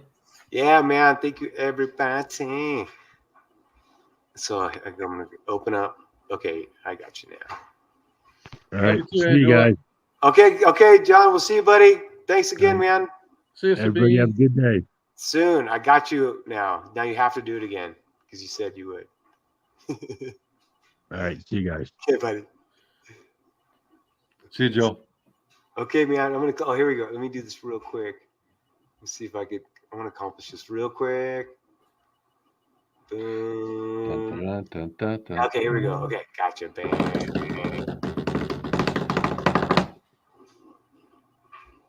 Managing. Yay! I gave out. Okay, cool. All right. Okay, buddy. Thank you so much. Thank you. Okay, we'll talk soon. All right. Okay, bye, everybody. It's Joe King, and I am out of here. Ooh, I'm blue. See you guys.